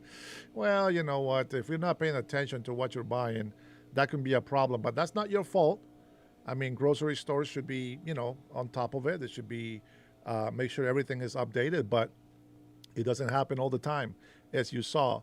So we're going to go ahead and take a listen here at Noam, which is going to give us some information about the most recent bust. The arrest of over 150 illegal migrant sex offenders in Florida, thanks in large part to Florida Governor Ron DeSantis, who authorized state and local officials to help immigration enforcement. Joining us now is Secretary Kristi Noem. Good morning, Madam Secretary. How are you this morning? Good morning, Lawrence. We're doing great. We're making America more safe and secure every day, and that's a wonderful mission to have. So let's talk about this operation, because this is stunning. This is a win not only for the administration, but also for the country. How were you able to nail these sex offenders? That's not easy. Oh, Lawrence, our partnership with Florida is absolutely amazing. This operation was called Operation Criminal Return. I call it Operation Dirtbag, because these individuals were sex offenders, but not just sex offenders, they targeted children. So sexual assault, battery, attempted homicide. These 150 individuals will be gone off of our streets. Our kids will be safer. And this partnership with Governor DeSantis in Florida is a model that we want to replicate across the country. These individuals should have never been in our country to begin with. The fact that they were sexual deviants and perverts, and now we've gotten them off of our streets, it's remarkable, and we need to do more of it. So, Madam Secretary, you guys also surge resources into Chicago. But now you guys are moving on from that Operation Midway Blitz. You're going to keep some folks still on the ground. And you've already seen some success there. Homicide is down 16%. Shootings are down 35%. Robberies are down 41%.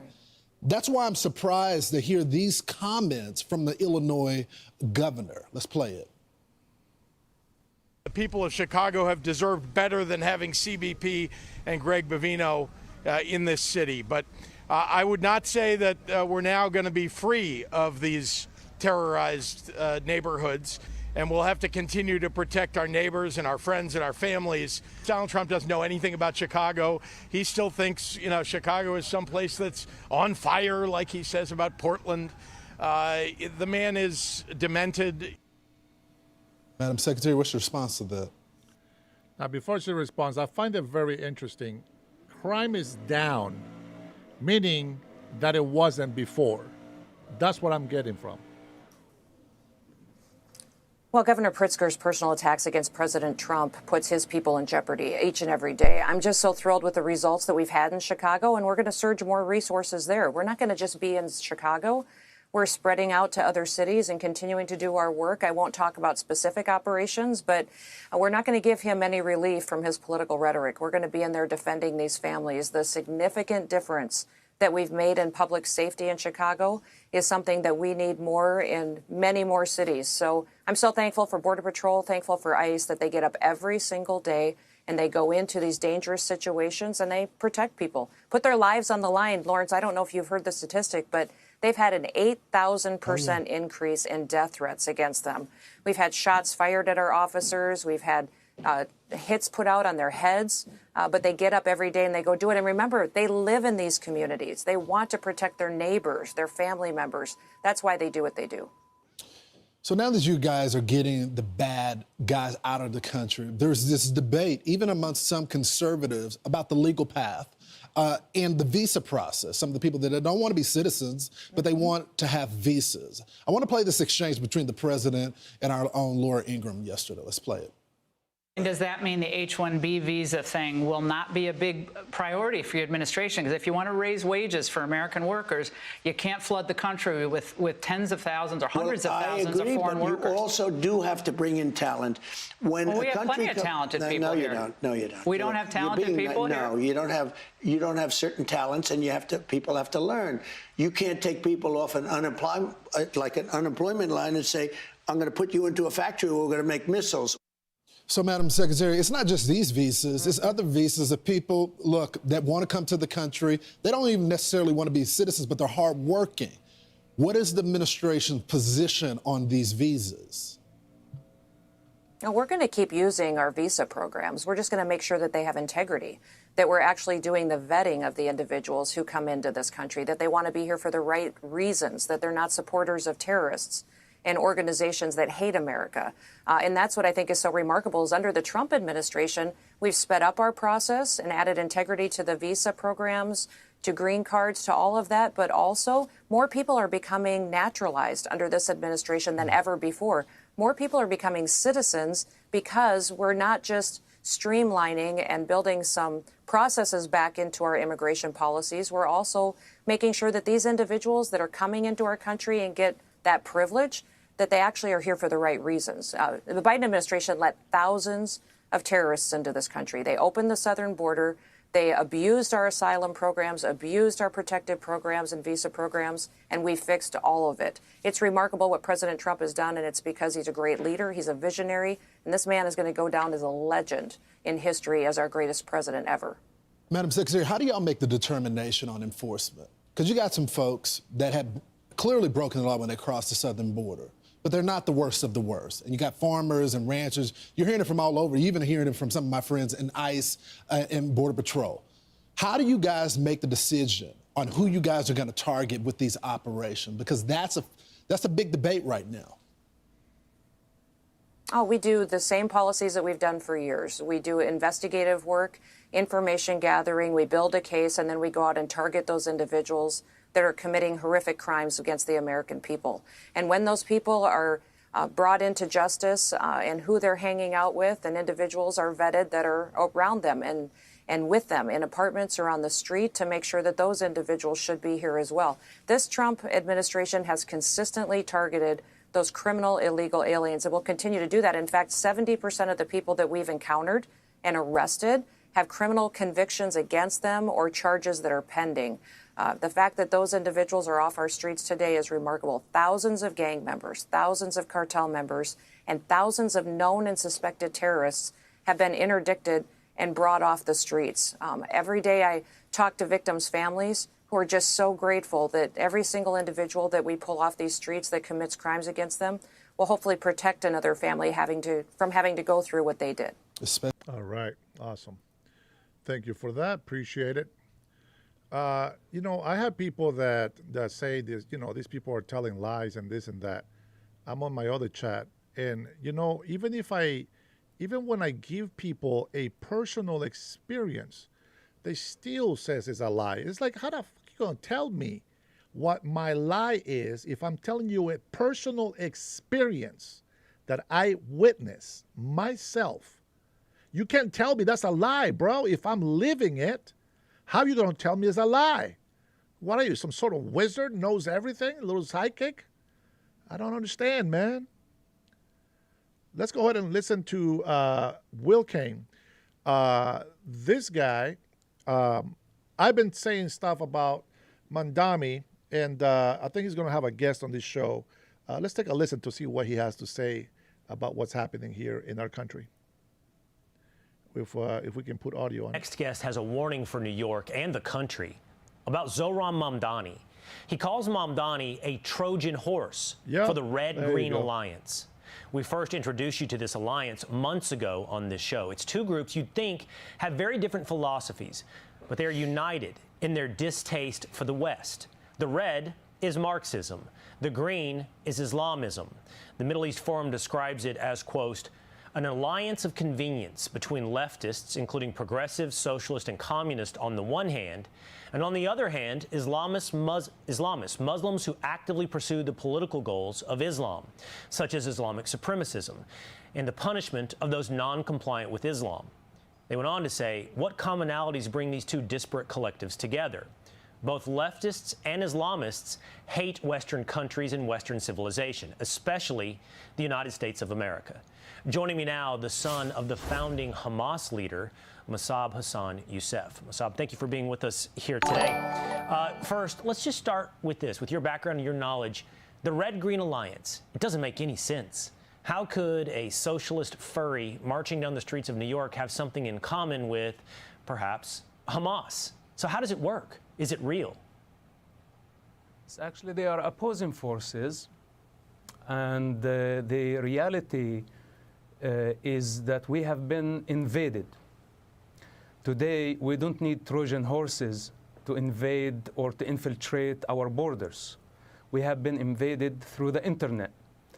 The communist countries, North Korea, China, Russia, they have been working around the clock to flood our internet, our social media with their propaganda.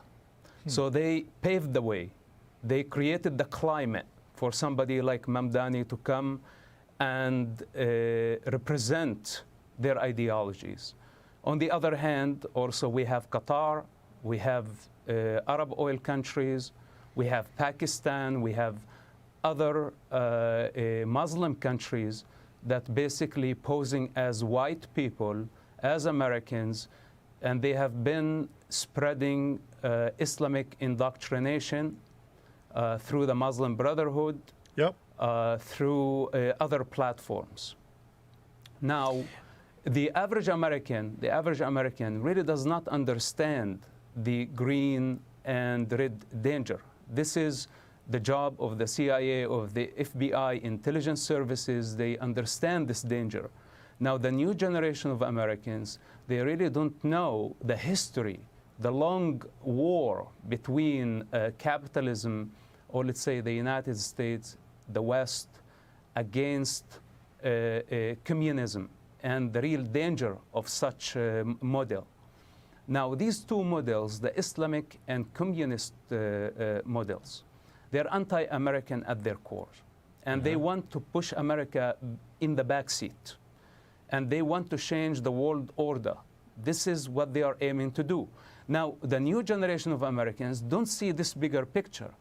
They think that every other country is just like the American model, that people demonstrate their freedoms. They don't see that these two models are failing models. And at best, what they can offer is a tyranny, a dictatorship, a totalitarian system. They can never succeed in representing a transparent democracy. And to import such ideologies to the United States means So I just want to ask you this really quickly. I see that the two sides have a common cause in destruction of the West, Western civilization, the United States of America, even if they do have very different visions of what rises up from the ashes. But while you said a Trojan horse isn't necessary today, you still have described Zohran Mamdani as a Trojan horse. Explain. Yes, well, basically, had he not used the Muslim and the socialist cards, I would have not mind. If he represented himself as an American first and as an American last, I wouldn't mind. But the thing is that he is using such dangerous ideologies that contradicts with the spirit of New York, posing as the savior of the city. Well, the city is perfect the way it is. It's a perfect city. It's the most advanced city in the world. Okay, every city has its own problems, but this is the jewel of the Western civilization, and there is nothing like it. So he's coming to pose as a Muslim who wants to save the West. From what? From what? This is his hypocrisy. If he really cares for his people, why doesn't he go and build the Muslim countries, you know, where it's failing, where there is barbarism, where there is nothing close to New York City or to the United States. But he's coming to something that's completely developed, and he's posing that he's going to integrate it into something greater. I'll tell you, Mossab, I would love to ask this question. I would encourage you, if you ever have the opportunity to interact with Zohran Mamdani, and I would invite him onto this program at any point. I would love to ask him exactly what you present. Nice. What is his vision? What is his model? Where is the society that he envisions having been implemented on this earth that he would like to bring to New York City? And I'd have that a very open, curious question for Zohran Mamdani. In the meantime, for much of what we've talked about, if you're curious, Mossab has written a new book. It's called From Hamas to America. I encourage you to check that out. And I appreciate the time that we had. I think we deserve a lot more time, and I hope to see you in the future. Thank you. Very nice. Thank you, Hassan. Appreciate you. You guys already know about him. He's been, he has this movement of telling the truth about Hamas and these bad Muslims that want to destroy America. But I'm going to go ahead and share something from our friend Brandy Cruz, which has recently seen the light and taken the TDS pills.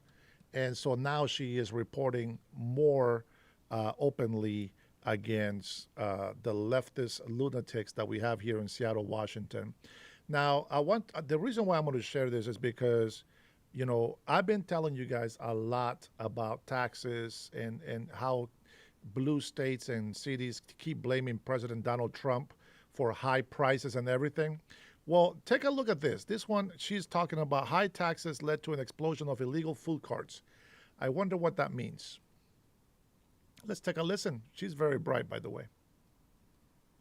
This past week about illegal food carts, like outside games and stuff in the stadium, just selling dirty old non-refrigerated meat. Yum.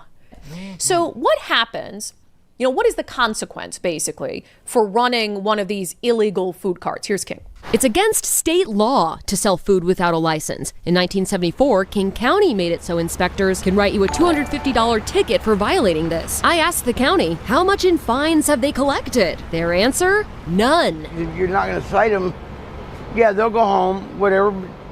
They'll come right back, and they do it every time. They said they have not been able to use fines to deter unpermitted mobile food vendors.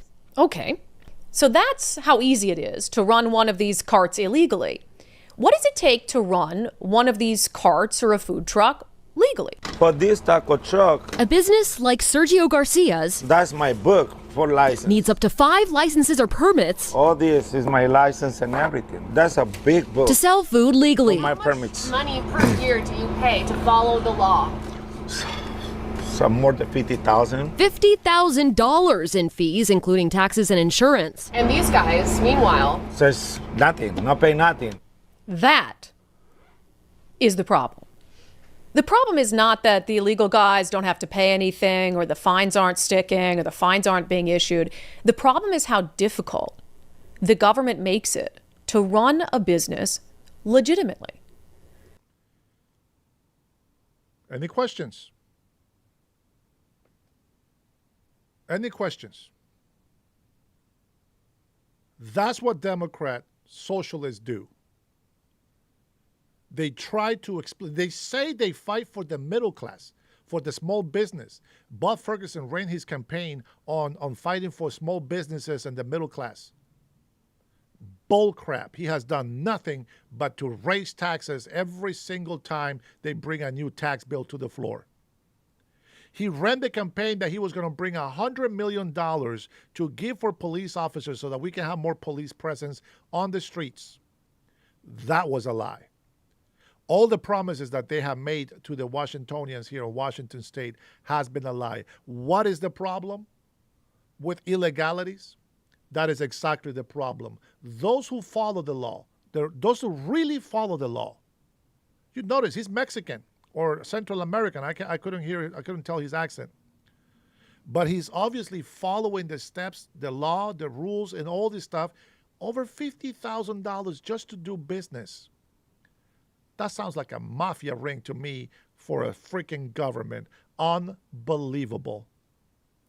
$50,000 in fine or in fees, likely bookkeeping, insurance to make sure that you can sell hot dogs or tacos outside of one of the stadiums. Is it any wonder in the world that people choose to do it illegally? And that is a theme of really so much of what we've been talking about this week. Now, I would argue for just general deregulation. And it's up to individuals to walk up to one of these things and decide, does that look like it's going to make me sick tomorrow? And if it does, well, they'll know not to go back again. Maybe a little regulation's good. One of those little things that's got a rating for cleanliness, where there's a sad face if it's not clean and a happy face if it's clean. I like that. But that is really the story here. It's not that the government isn't doing enough to shut down the legal carts. It's that the government is doing too much, is asking too much of the people who want to do it legally. There is no way in the world it should cost $50,000 to run a taco truck. No way. There is no reason in the world it should cost $5,000 to run a taco truck in terms of government permits and regulations. And I'll tell you what, if you made it less expensive, less burdensome, less regulated to be able to run one of these, a lot of those people who are doing it illegally would do it legally. Now, there's another issue here that I just have to point out because I don't think some of the news organizations in Seattle are going to notice it, let alone cover it. There's a small clip in this King 5 story that stood out to me. I think we started out with like 3 or 4 that were doing hot dogs. Then pretty soon we got to where they were taking up the whole entire block. Yeah, guys, can't understand what he says, but listen closely. Let's play one more time. I think we started out with like 3 or 4 that were doing hot dogs. Then pretty soon we got to where they were taking up the whole entire block. Started out with 3 or 4 hundos. Where have we heard that phrase before?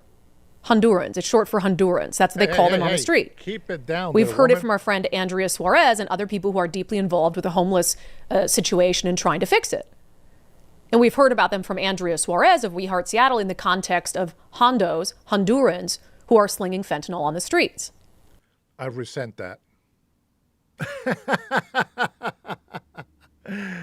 They're selling drugs. They should be in jail. Shame to those guys that bring my country of birth that kind of shame.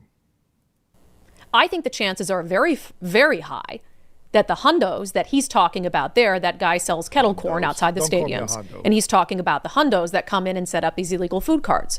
I think the chances are very, very high that they are the same hundos who are connected to the individuals who are dealing fentanyl on our streets, and they are probably in the country illegally. Maybe. They are probably in the country illegally. So if we're really concerned about them taking away business from people who are actually licensed to do this and selling food that's making people sick, man, what's a quick way that we might be able to get rid of them? Because the $250 fines aren't working. Well, I think ICE, there's a pretty good chance that if they go down to the stadiums, that some of those people running illegal food carts and getting in the way of the ability of other individuals, many of whom are immigrants themselves, and people of color who are trying to do everything the right way, I guarantee ICE would find people in the country illegally. Oh, but we can't do that. That's mean. So this is how the situation would play out. ICE would go down there. They'd probably find out there's a bunch of illegal Honduran nationals who are slinging, unrefrigerated hot dogs and meat. They arrest them. They send them to the detention center for deportation. And Seattleites lose their minds. Oh my God, how could you do this? Even after weeks of coverage about how these individuals are ruining business for people who are here legally. And by the way, if you get the Hondurans off of the illegal hot dog cart game, I bet you'd also cut down on the Hondurans who are downtown 3rd and Pine and in the Chinatown International District slinging people the fentanyl that they're using to kill themselves. So we can't do it, no, because what do we start the show with? Virtue signaling. Virtue signaling matters way more. So it's like, okay, like I'm giving you a surefire way to stop this. Well, she definitely made the point, and that is exactly why we need to support ICE agents. Listen, they can sell that food back home. They can sell that food back home. One of the things that has come across over here in Seattle, Washington, has been illegal immigrants that have been, especially from cartels, have been infiltrating Antifa headquarters and little gatherings that they have. I don't know about headquarters, but little gatherings they have. They do have a building that they meet on. And they have been caught selling drugs to homeless and then making homeless people go out there and sell the drugs for them. So that is a known fact over here. I think that I'm going to have to take a drive down in downtown Seattle. I'm going to have to do a lot of walking, but I want to see if we see any of this kind of things happening. I refuse to believe that I will find anything like that in the daytime, and I am not going to put my life at risk doing that at nighttime. I do not want to have to pull out my firearm to defend myself walking in downtown Seattle or on the dark areas of our downtown. So it is crazy. It is crazy. I will say this, though. I don't know why they're selling meat, because the best food that they can make, it's non-meat. Like, for example, there is baleadas. This is a flour tortilla. If they know how to do the tortillas right, oof, everybody will be hooked on it, and very fat. But all they need is beans, sour cream. You can keep that cold with the ice block. Eggs, eggs won't go that bad for that long. You can keep them warm with a warmer. You don't even need the eggs, but just the beans, cheese, and sour cream. Honduras sour cream, not the American one. That sucks. But there is other things. You can fried banana chips. You can cut cabbage up. All that kind of stuff. That's a lot of good food that people love in Honduras. And if you want to sell that Honduras stuff over here, that's the way you should go about it. You shouldn't be trying to sell some meats that is going to go bad. You gotta think for the health of the people as well. Otherwise, you can go to jail for maybe food poisoning somebody. And on top of that, you go to jail. You find out you're illegal. You get deported. Etc. So the main point of that, guys, is not really just about the illegal immigrants, doing those cards. It's the fact that there is way too many regulations. Now, when you think of regulations, don't think of regulations as a policy, as a rule. Regulation means money. Taxes means money. Cost of doing business, tax. Your income tax. You still got to pay taxes on the money that you make for yourself besides the investment for the business. Yes, you can, deduct some things on your tax report, on your tax returns, but that doesn't mean that you're making money. The more money they make, the more money they take. That's just how it goes. So that's where I'm at with that. And I hope that this video today was actually some sort of enlightenment. I've been on live for at least 4 hours. I do have to take a break. However, I want to thank every single one of you guys for coming here with me today. We will touch a little bit more about what's going on around us. So, guys, if you have been with me all this time, I thank you very much. Thank you guys for the subscribes. We're almost at 11,000. Very, very surprised, actually, that I'm even at 10,000 so far. You guys are amazing. Thank you for, keep telling the truth. And I know some of you guys are very skeptical right now, but I'm sure that with time, we'll be able to get our truth combined and proven. I would like to invite you guys, if you think that anything that we say is a lie, please go do some research. Find out for yourself what's going on. And then go take a look at it for yourself. Here in Washington State, I'm telling you, prices have dropped big time. But as soon as the new taxes kicked in, prices went back up. And that's not the only one. In the beginning of 2026, there is a new tax that's going to kick in, and then we're going to see a lot of spikes on groceries, more on gas, more on because of the transit that they have over here. You'll see there's a lot more taxes that we haven't been charged yet. They won't start until 2026, and that's when people are going to start crying about it. But I can tell you right now, you heard it today, November, no high prices have come because of tariffs here in Washington State. Has all been local taxes increases and then also price gouging from certain businesses. Next year, a lot of taxes and regulations are going to be kicking in, and that's going to be equaling about $12 billion in the next 4 or 5 years. So who knows? We'll see where we're at. Guys, if you've been watching, thank you so much for watching.